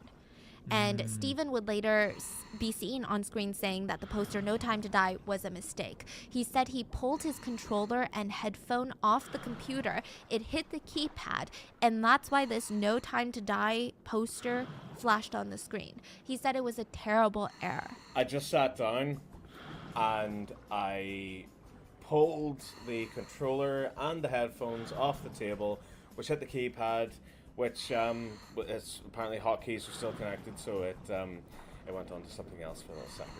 Prosecutors say that's literally impossible.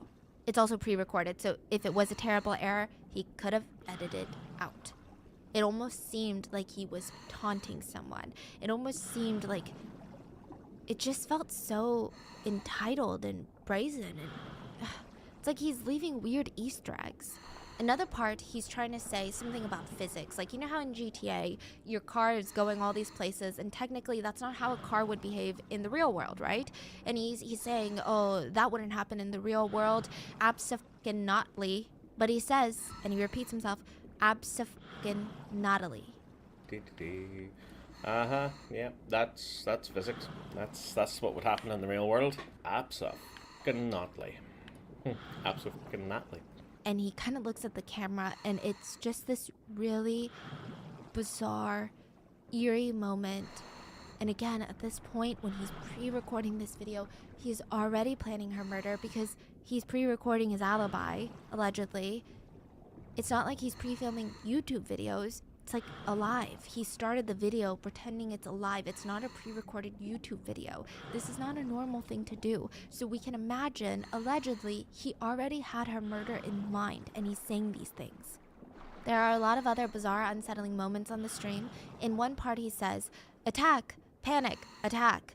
And he almost has this nod to the camera with a smirk. And it's almost this moment of like, I know you're watching this. and it's really unsettling. Attack, panic, attack. That's what we're doing. He also goes on a brief tangent about how Christmas time makes him nostalgic. He tells his viewers to reach out to people they have not reached out to in a long time. He states that he's alone, he doesn't have many friends left, but he says, quote, text someone Merry Christmas and how are things? Someone who you just haven't spoken to in a long time. Send them a little text. He also goes on a mini tangent of how much he loves the people that he loves in his life. He says that he doesn't have a lot of loved ones, but the ones he loves them with all his heart. It's really gross. It feels like he's mentioning this to solidify this like nice guy persona. I don't have too many loved ones in my life, but the ones I love with all my heart. At least I've got that going for me. Not too long after, he's screaming into the camera, I will kill you all, f***ing hell. What the f*** does it f***ing take, you bastards?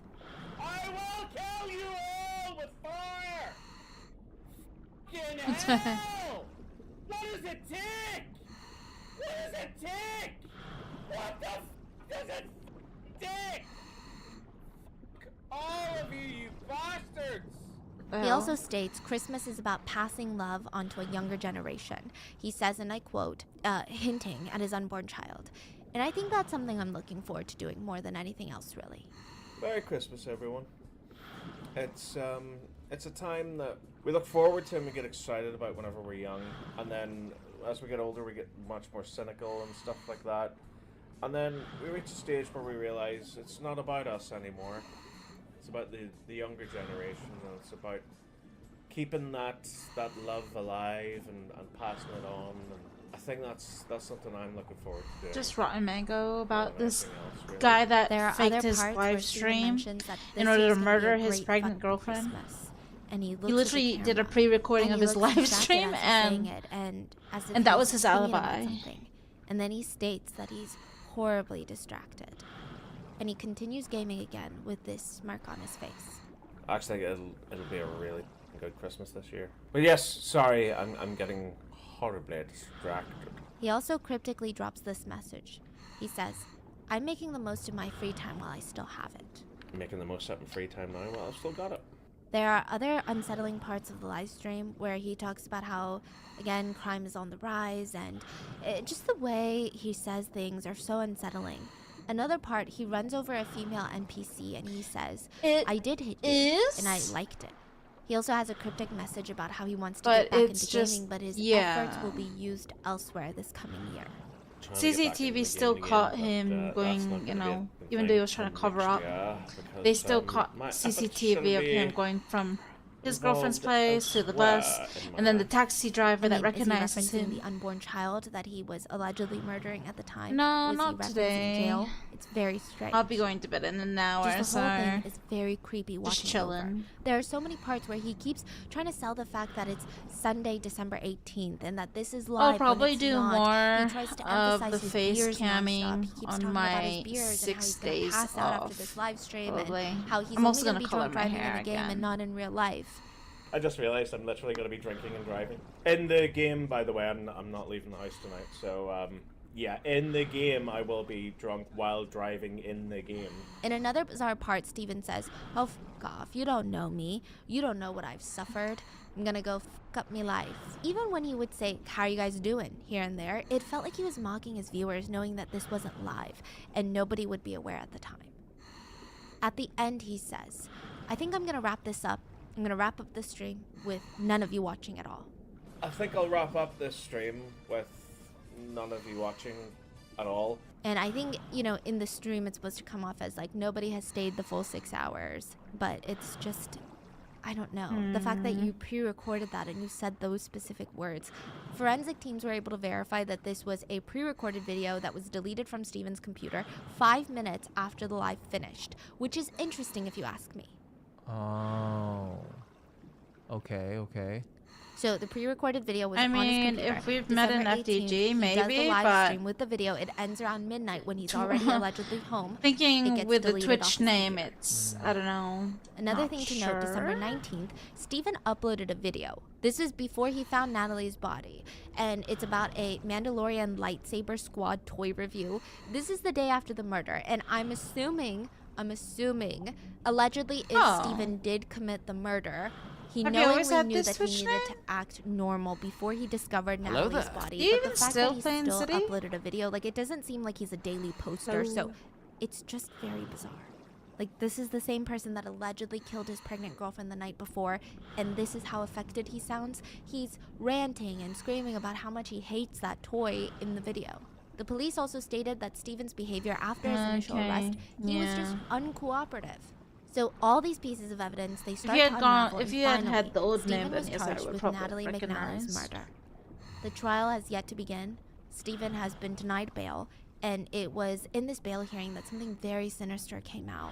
The prosecutor said that they were going through Steven's phone, and as a part of evidence, of course, and they realized that during the grieving process, Steven had gone over to Natalie's parents' house to be around her parents and to go through this emotional roller coaster of anger and just processing all of this.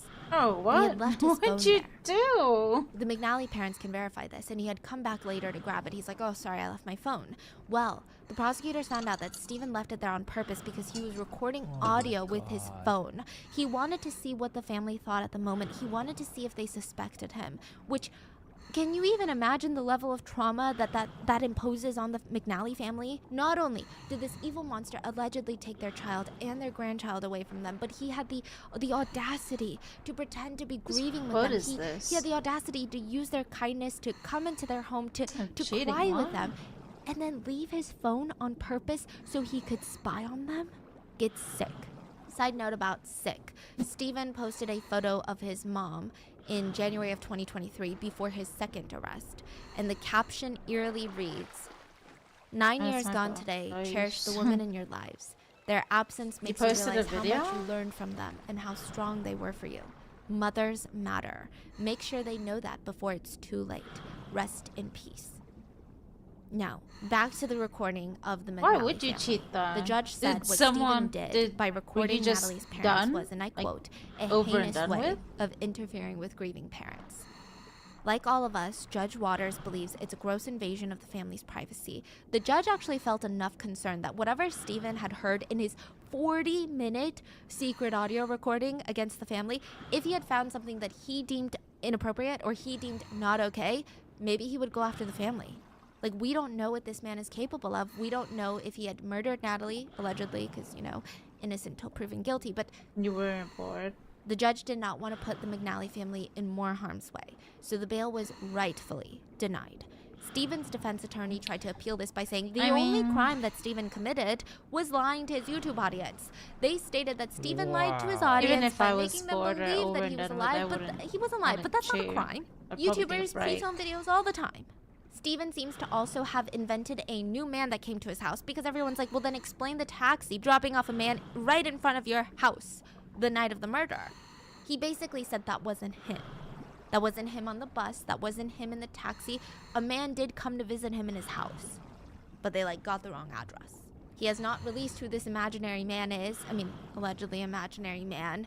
But either way, the judge believes Steven should not be let out and believes that the murder of Natalie and her baby was meticulously planned. So the next court hearing is on March 24th, and at this point there's no further updates on the case.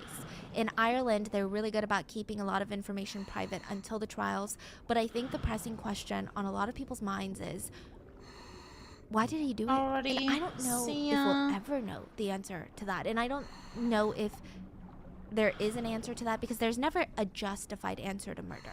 So whatever answer we Good get, one. it's just not going to be legitimate. But there are theories online of why Steven allegedly committed the crime. The first theory is that he wasn't ready for a child and he felt the only way to get out of his responsibilities was to murder Natalie and the child. A lot of people back this theory with the idea that Steven is chronically online, stating that Steven seems like the type of person that has no idea about the real world or real life consequences. No, He's been excuse online for me. so long. He has spent so much time on the internet that maybe he thinks that's how the real world works. He could get away with this. Another theory is that Steven might have thought that the child was not biologically his child. Since the couple recently started dating, I don't know. That's a theory. That's not an explanation or an excuse. I do believe as of right now, it's been verified or it is said that Steven was the biological father. But if it later comes out that he's not, that still doesn't change anything. I don't see how that even matters. Another theory is more on par with what the prosecutors have mentioned, which is maybe Steven found Natalie texting an ex, which again, we don't know if these are completely normal text messages or if they were romantic, and either way, it doesn't matter. But it's a theory that Steven became incredibly violent and possessive after finding those messages, and it might have hurt Natalie that she was pregnant. But then if he recorded the live stream days ago, yeah, that means this is already in the plan. It's not like the night before he saw the text message and boom, here we go. So the running theory is that maybe he had seen text messages before, and then the night before he found more. But Natalie being pregnant might have made everything worse. I'm trying to word it correctly because that sounds like it's Natalie's fault, and it's not. This is just like the disturbing world that we live in, and it's a public health concern that needs to be talked about. Domestic violence against pregnant women the statistics are shocking. In the US, half of all female homicide victims are killed by intimate partners. Half of all women who are murdered are killed by their intimate partners. And a vast majority of these cases are carried out by a male intimate partner. But not only that, women are at an increased risk of experiencing violence from their partners during pregnancy. Not less, more increased. A survey done showed that of the people who said they experienced violence from their previous partner while pregnant, 25% of them said it started during pregnancy, which is terrifying to even soak in those statistics and the idea that there are people out there that get violent. Let's give you that chat out.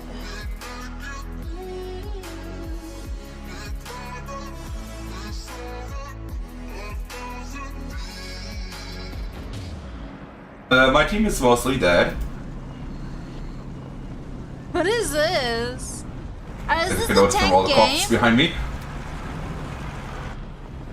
Dude. Oh, what?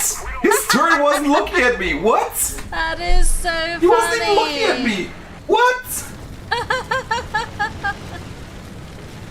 What the actual fuck? That's funny. I heard about that game.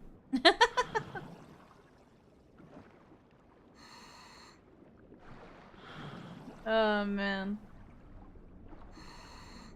Around their pregnant partners. Have you ever been around someone who's pregnant? Oh shit, my phone. Like my sister was recently pregnant twice, and just the sheer level of anxiety I feel around her, I'm like constantly worrying that she's gonna slip on something. That's how normal people should think. Some theories are that because pregnancy is identified as a time of self-autonomy, typically, women have a lot of awareness. Their mind-body connection typically tends to get deeper, or for people that are pregnant, tends to get deeper when they're pregnant. Their partners seek to destroy this newfound strengthened feeling that they have with themselves when they're pregnant. And more often than not, pregnant people will become also more preoccupied with their baby that's growing inside of them than being available to their partners. Some male partners may even view the unborn baby as a threat. That once the baby is born, the mother will focus on the child more than they will on them, which can lead to an increase in violence.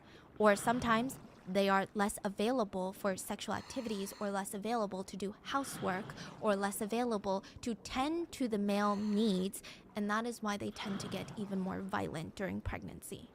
Some studies show that violent men tend to get hyper-violent and hyper-aggressive during a woman's pregnancy, and they will become even more possessive of their partners. I guess it's just these violent men, they feel like they've lost their entitlement and free access to their partner's body. Because I think when people become pregnant, it's not even about their bodies anymore. You know, so I think you see a lot of toxic male partners that are like, oh, I want to engage in sexual activities right now. And maybe in the past, this person has been, they don't want to do it, but maybe they do it because the repercussions are too high. But when you do have another baby that you're caring for, you're carrying another human life inside of you, you become so protective. You're like, no, I don't care what you say. I'm not doing it because it could hurt my child. There are also instances where male partners will feel fear for the future and uncertainty, and they will take it out by becoming violent with their partners. And here's a statistic that's very terrifying to think about. Women in the US who are pregnant or who have recently given birth are more likely to die from murder than to die from pregnancy-related complications. As a pregnant woman in the US, you are more likely to be killed by an intimate partner than you are at risk of dying from hypertensive disorders, hemorrhaging, sepsis, pregnancy-related complications. I'm like so infuriated. Like, this is a health emergency. It's a public health crisis. It's a disease. And to further prove the point that people need to start changing, there was a Reddit comment that I stumbled on and it was boiling my blood so much. Someone commented about Natalie, the victim in this case. Also, I wouldn't be so quick to jump to conclusions about the girlfriend being innocent. The baby could not have been Steven's. As if like, I don't even know how that makes sense in someone's mind. How does that even dictate innocence or not? How do you even use that as a justification of murder? Natalie's parents were devastated. They said that they had even let Steven take 20 minutes alone with Natalie's body before she was put to rest. This was the day after Christmas. They believed he was a grieving partner. They believed he should have the right to say his goodbyes to his girlfriend, but also to his unborn child. He cried and said that he was so sad. They had plans to purchase a future home together and raise their family. And now the McNally parents, they're just haunted at the thought of what Steven might have done or what he might have felt in those 20 minutes being alone with Natalie. But more importantly, the McNally parents, they lost Natalie, they lost their grandbaby, Dean, and they said moving forward, they just want to focus on advocating for violence against women because that's what Natalie would have done. I'm going to link a few organizations that I personally have supported in the past, and I really like what they do. I think that you should always do your own research, make sure that they align with what you're looking for, but I think that as someone, if you're interested in true crime and the psychology behind of why people do what they do and hear these stories, it's equally as important to support the victims and just work on creating a system that's just makes it harder for people to commit these crimes, because those pregnancy statistics, those domestic violence statistics just shook me to my core. So please make sure to check out the organizations linked in the description. Unfortunately, during the course of Natalie's investigation, 3 more Irish women were killed. One of them was also pregnant. And a lot of the people in the community, they're just fed up. They're fed up with the violence against women, with women being murdered and the world moving on again until the next woman is murdered. A close friend of Natalie's said, the path Natalie took was full of joy and success, and it was about to get even better with the growing life inside of her little boy Dean. You, Steven, allegedly, put an end to all of that. You selfishly decided, for some unknown reason, that Natalie's life and her exciting future was less important than whatever your deranged motives were that night. The life that you took mattered. The life inside of her mattered. Their future mattered. The hopes and dreams of her family and friends mattered. I will never understand what possessed you to do what you did, and I will never. But I hope you know that Natalie was more loved and had made more of an impact on this world than you can ever imagine. Natalie has an army of supporters across the country who will not rest until you are held accountable. When you've been caught and punished, you will be forgotten. Natalie, however, will never be forgotten. Her legacy of laughter and joy will live on long after your sorry life comes to an end. I think Ethan left already. Natalie's 3 brothers. Nats, as we called her, was the only girl in our family, and we treated her like a princess. She lived and coped with being a diabetic from a really early age, and as a result, we were so protective of her and treated her like a precious egg. And yet she was a fiercely independent woman. My 2 brothers, Brandon and Declan, and I are completely devastated that she's no longer with us, and I really can't believe we'll never see her beautiful smile or hear her infectious laugh again. I cannot actually put into words the heartache we're experiencing. She was the life and soul of our family, and we are heartbroken she will not be sitting around the table with us this Christmas Day or any day. And the only truth to come out of Steven's live stream that night, December 18th, is when he says, I tried to be clever and I f***ed myself because I'm not clever. I'm actually just a stupid piece of in a t-shirt that really needs to be washed. I tried to be clever and I f***ed myself. Because I'm not clever, I'm actually just a stupid piece in a t-shirt that really needs to be washed. And that is the current ongoing case of Natalie McNally. Please stay safe out there, and I will see you guys on Wednesday for the main episode. Bye.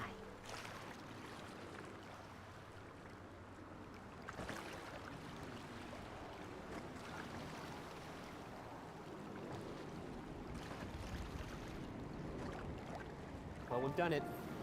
We're in Ripper Town now. Rip City. This is what the people wanted. We're gonna bag us a Ripper today. We're gonna slap the cuffs on them. It's been well.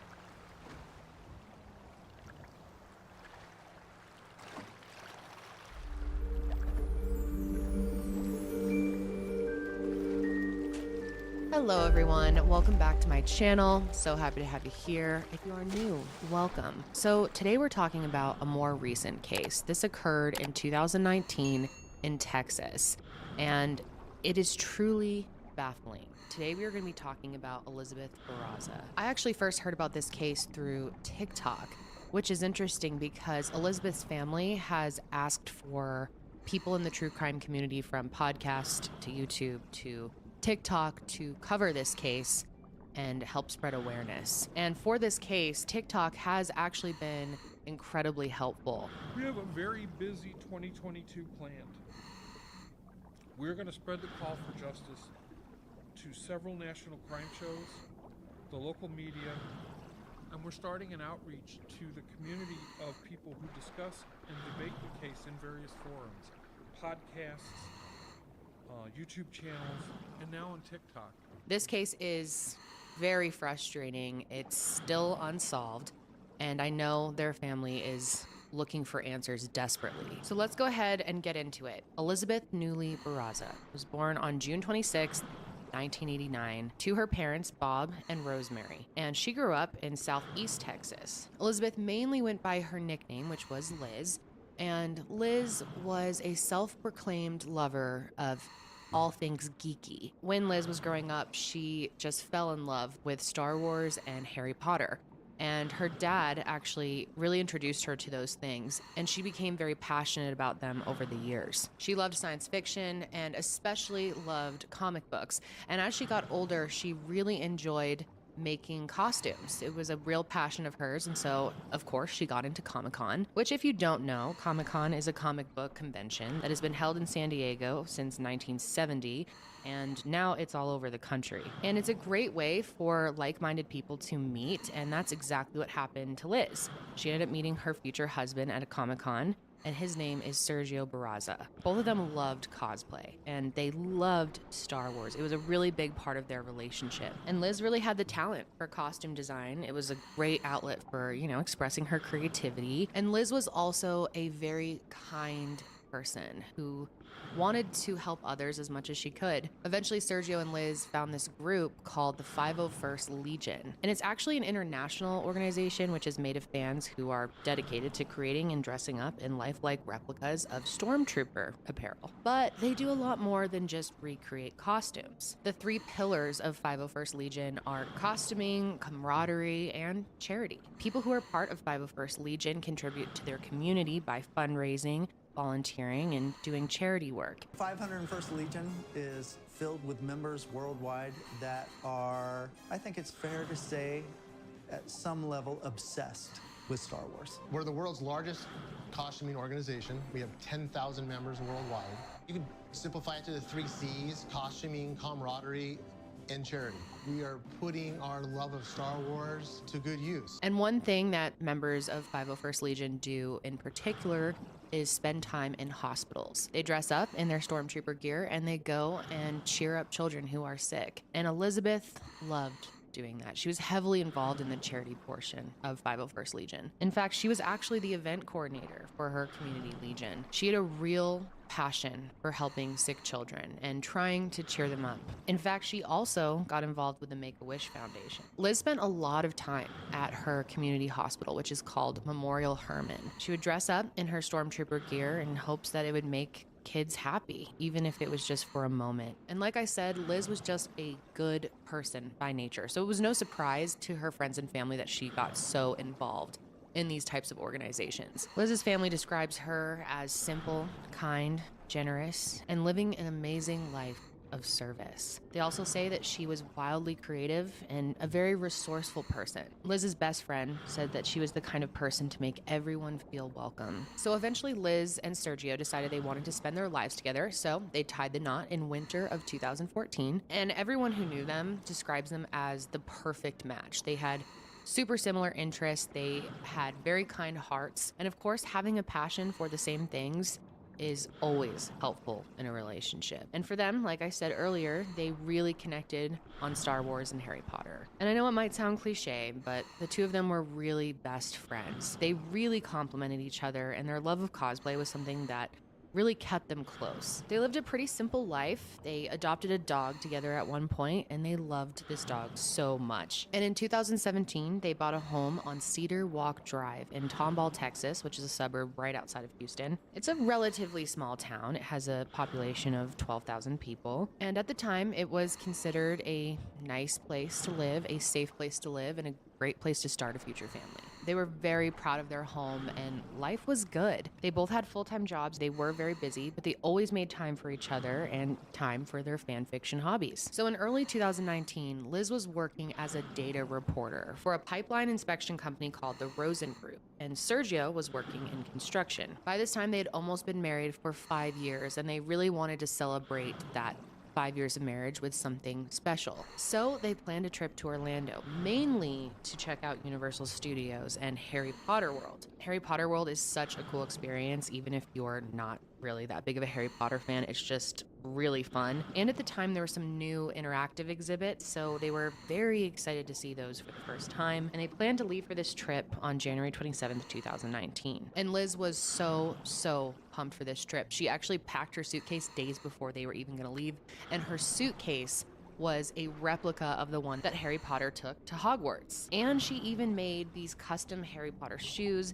that she planned to wear the entire trip. And not only was she packed early and super excited for the trip, she also decided to have a garage sale so that they would have extra cash and could really just do everything they wanted to do on this trip, because Universal is expensive. I mean, all the theme parks are expensive, but just the amount of money that you have to pay for things in the park, food, drink, experiences, souvenirs, you know, she wanted to be able to do the works and just really go all out for this 5-year anniversary trip. So like I said, she decides to have a garage sale, and garage sales were something that Liz did somewhat frequently. In the 3 years that she had already been living in Tomball, she had already had a handful of successful garage sales, and she knew how to advertise for them.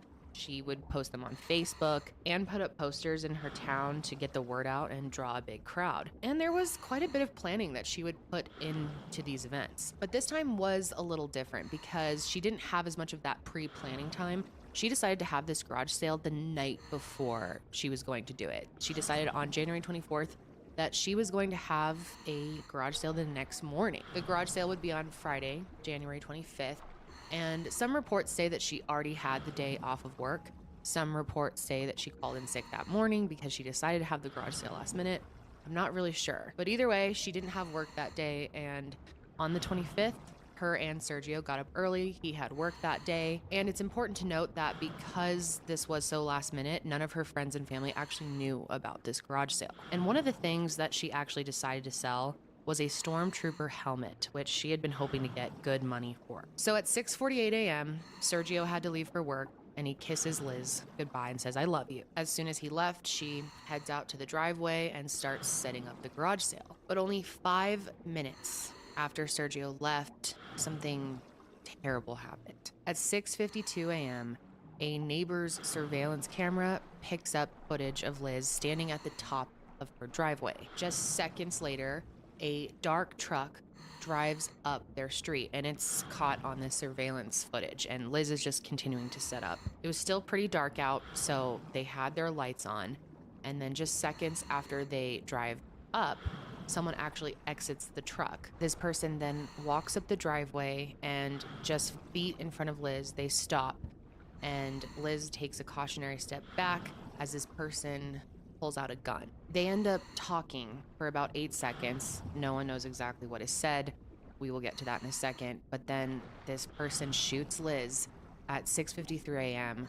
4 times, 3 times in the chest and 1 time in the head. Then this person sprints back to their car and leaves the scene. But then just 2 minutes later, the same surveillance camera catches this person driving back around to Liz's house and taking a look at the scene, and then they just drive off. So one of their neighbors, Candy Ellis, hears all 4 gunshots and immediately calls 911. It was 3 gunshots, real fast, one after the other.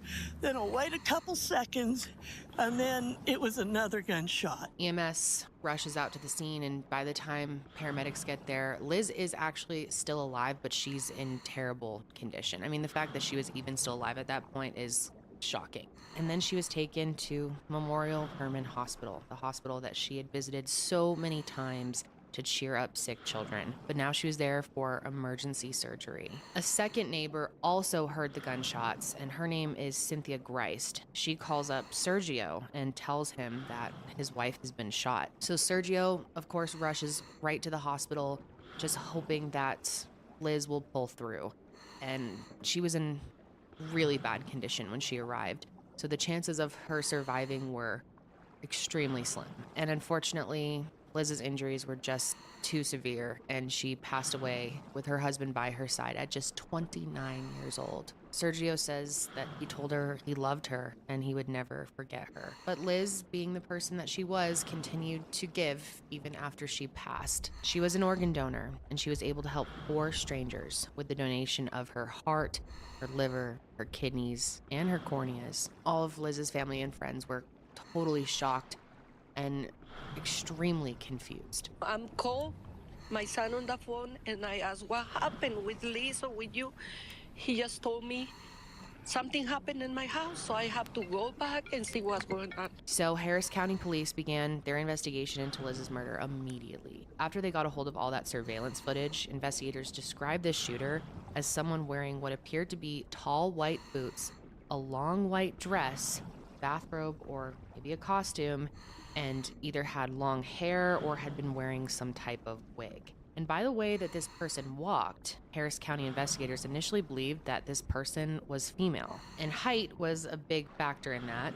Liz was only 5'2", and in the surveillance footage, the shooter was not significantly taller than she was, even with the boots on. This is not to say, of course, that male killers can't be short, but the height, coupled with what they were wearing and the long hair, did make police think that they were looking for a woman. At the scene, there were actually no shell casings, so that leaves investigators to believe that this person used a revolver. And based on the footage, they believe that the car was a 2013 or newer Nissan Frontier Pro 4X Crew Cab. And they've also noted that the truck had a Pro 4X sticker on the rear side. Of course, right away they blocked off the scene, and they began canvassing the neighborhood and asking neighbors what they knew or if they saw anything. But everyone in the neighborhood pretty much said the same thing, that they were absolutely shocked that anyone would do this to Liz, and they had no idea who could have possibly done this. I mean, to her neighbor's knowledge, she was a very low-key person. She was very friendly. She wasn't involved in anything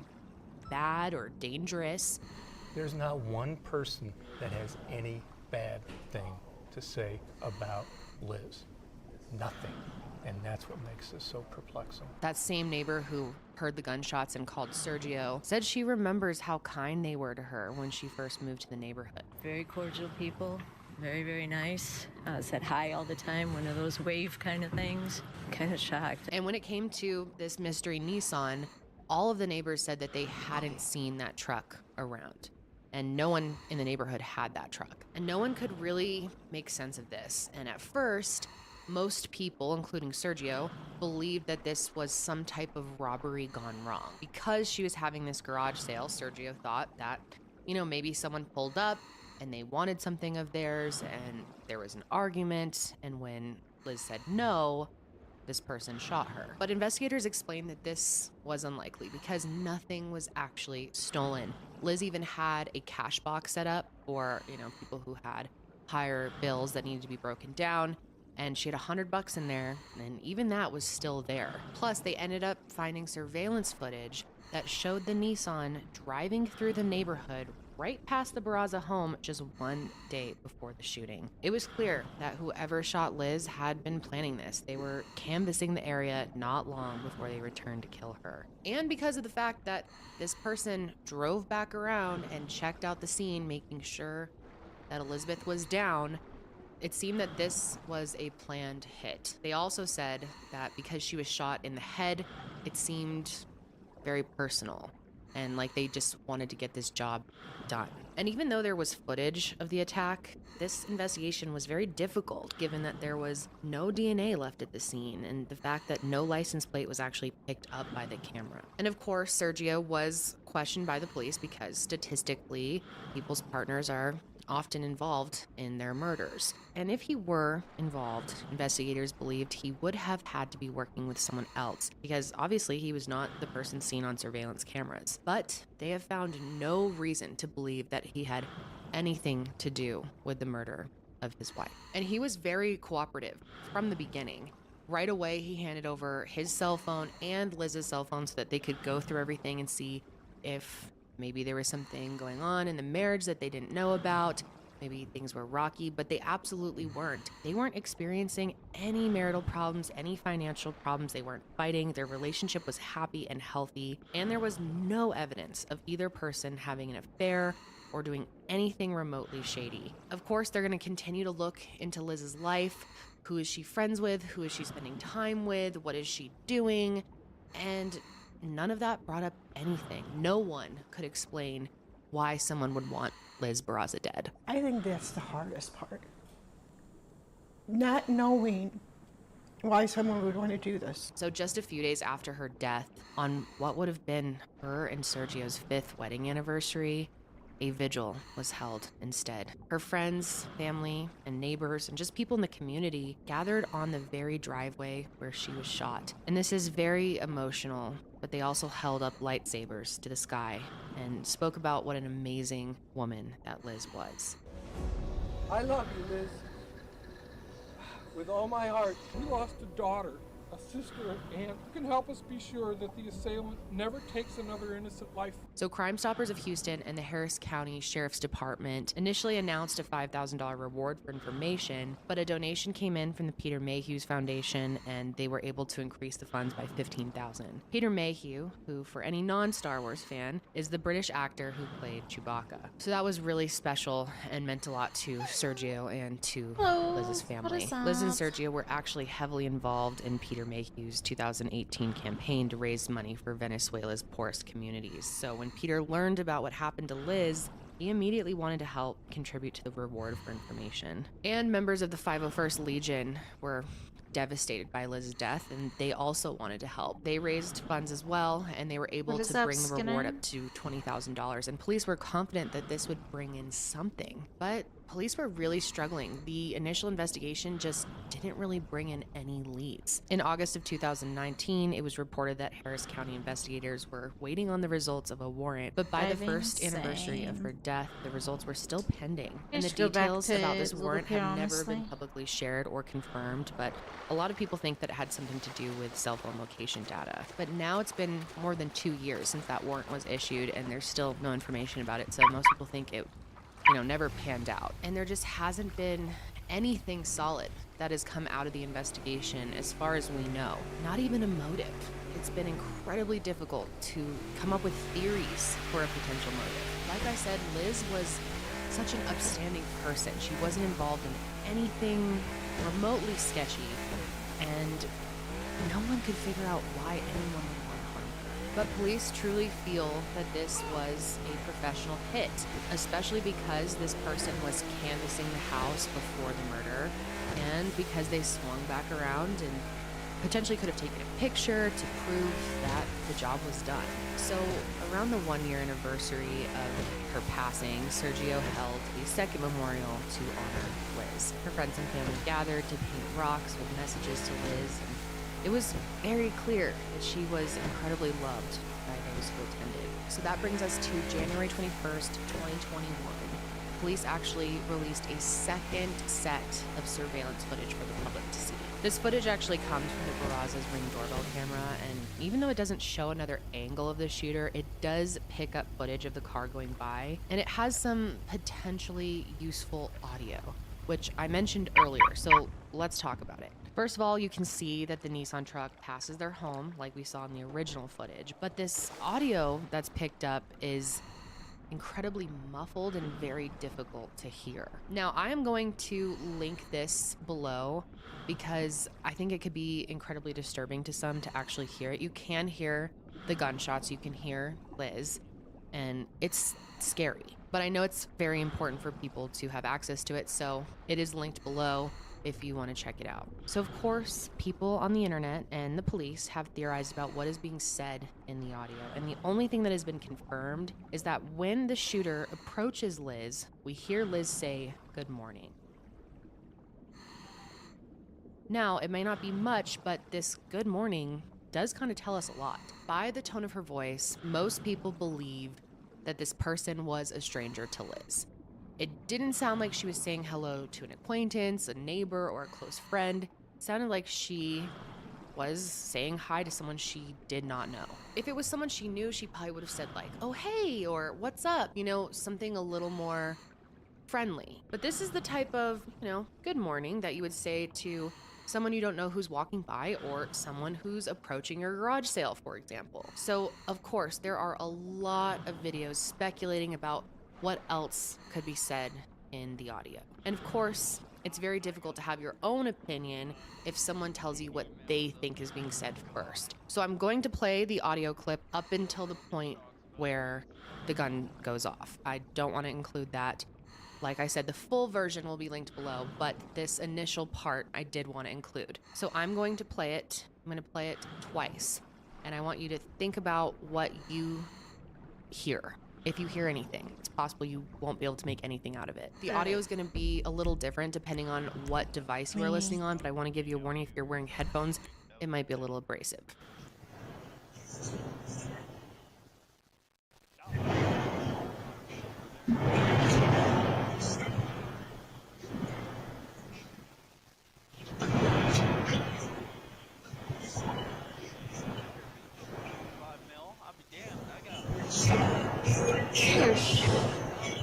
I'm gonna kill you, that's over here.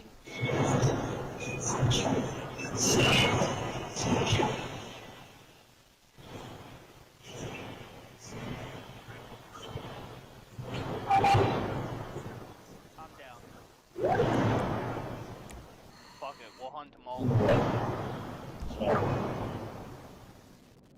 I don't know what I'm hearing. down though for that. That sounds cool.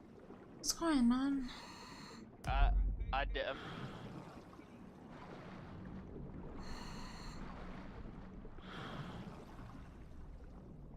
You random people.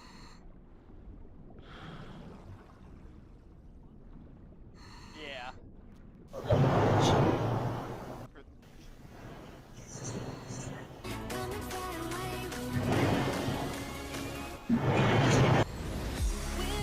Hey, Karma Train, thanks for the raid.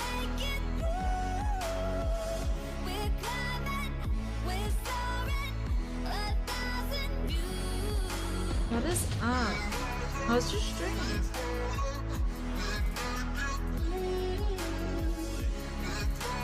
It's okay, not too great. Fuck was that? Fuck was that doing up here?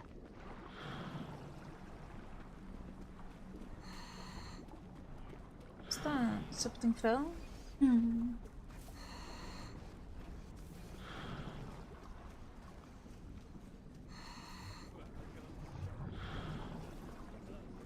Oh, when you got attacked by hackers?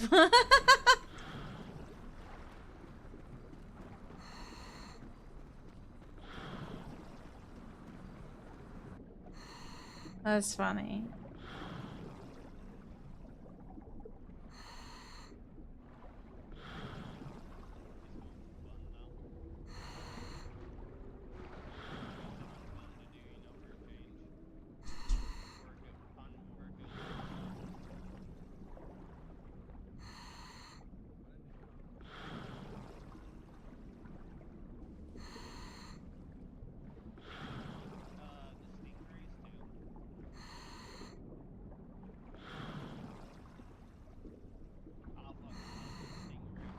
hard clip. Uh.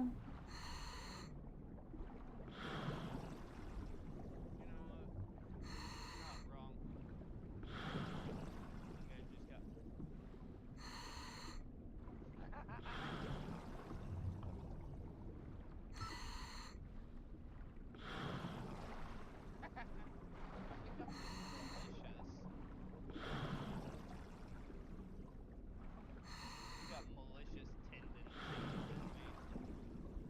Listen to Suicide Boys and get malicious tendencies.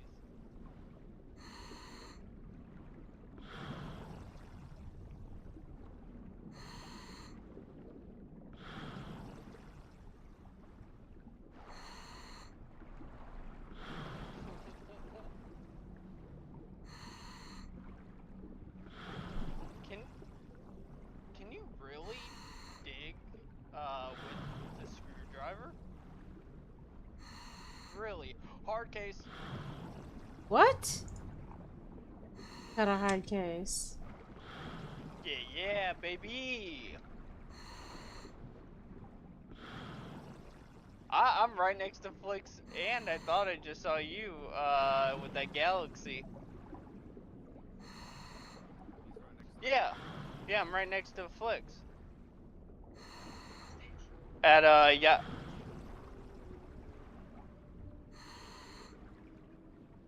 I don't know what side you're on because it's the first time I've been in the water.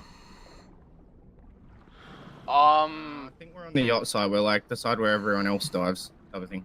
Yeah, yeah, yeah. We're like the busy part of the yacht here. But like, I'm like dead center of like, you know, where the posts are and shit. By like the palm trees and shit. I found it like damn near right next to one of the posts. Goblet. Oh, that's awesome. A hard case to start the day off with. Damn.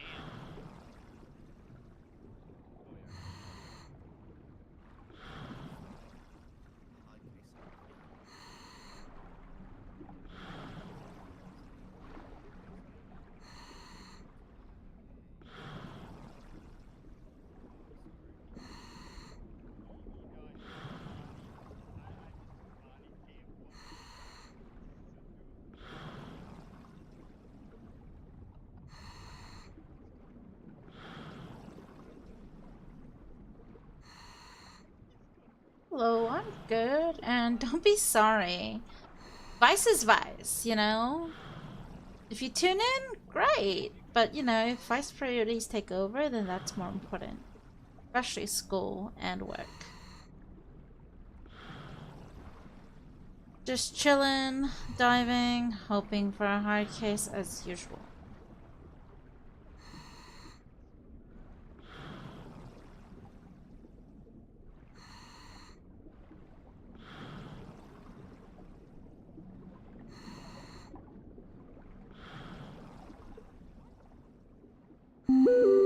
Oh, look out.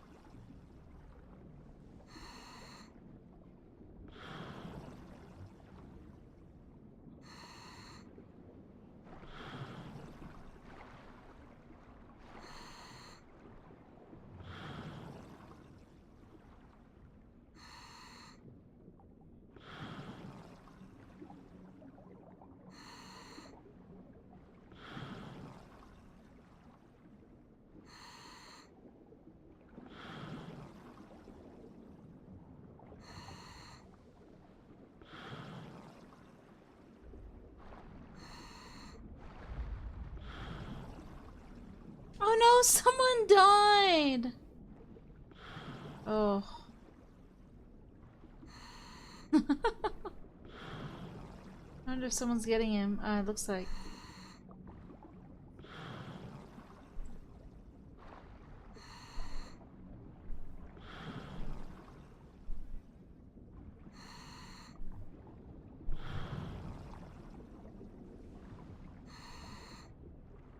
I know.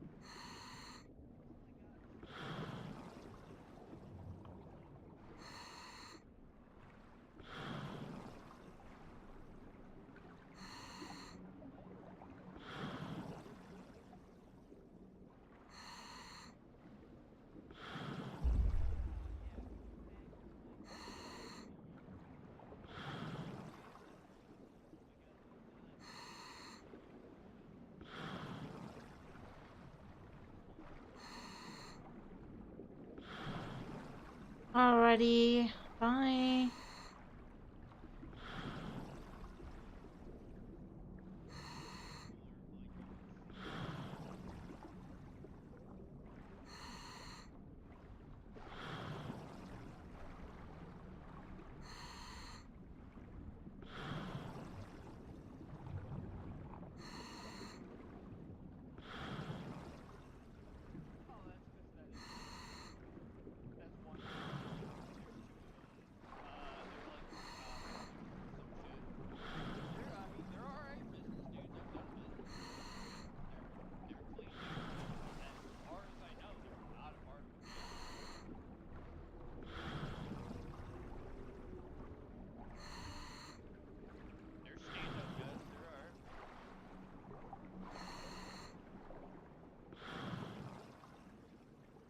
I like the guys that hang out with Bubba Ray too. They're really cool. Oh my god, every time I see him, he is a little boost to serotonin. Him and his boys, like when I pull up in the Charger and stuff, everyone comes up, like, you know, gives me shakes and shit. They're like, oh, what's up, Stitch?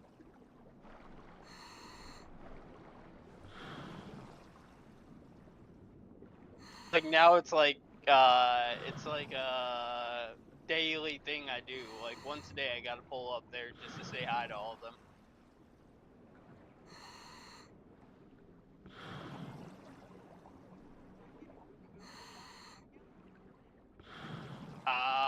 Ooh, Shark Tooth and Bronze Coin.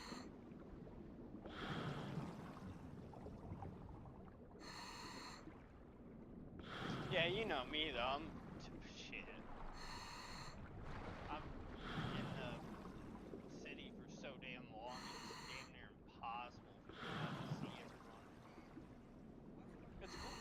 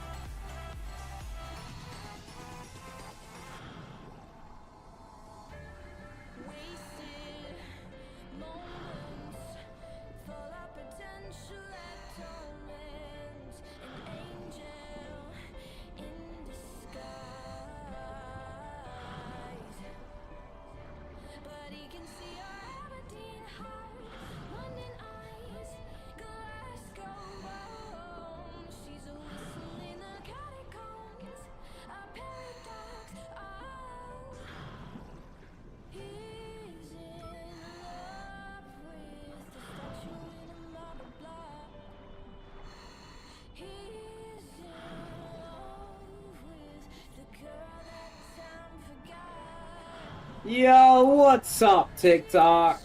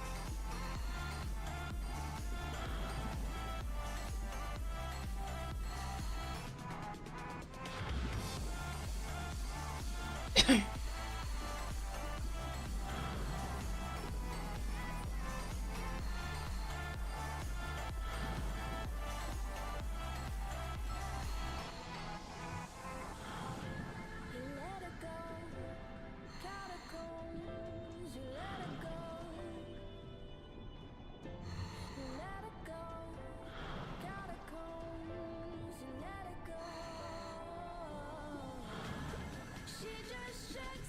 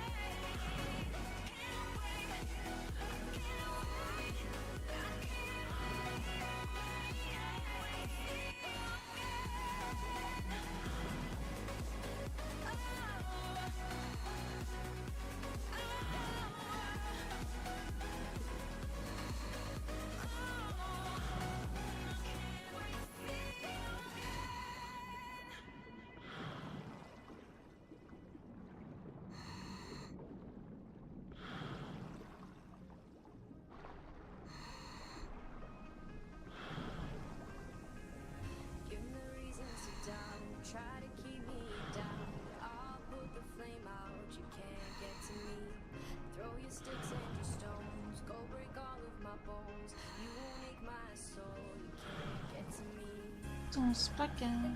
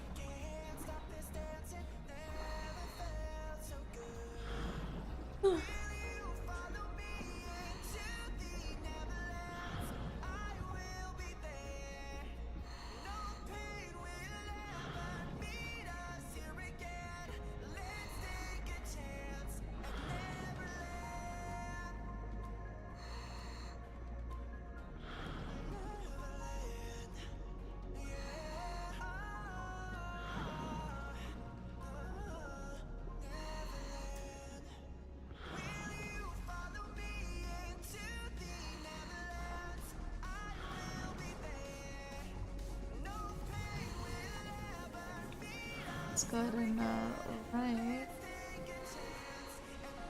permit, of course.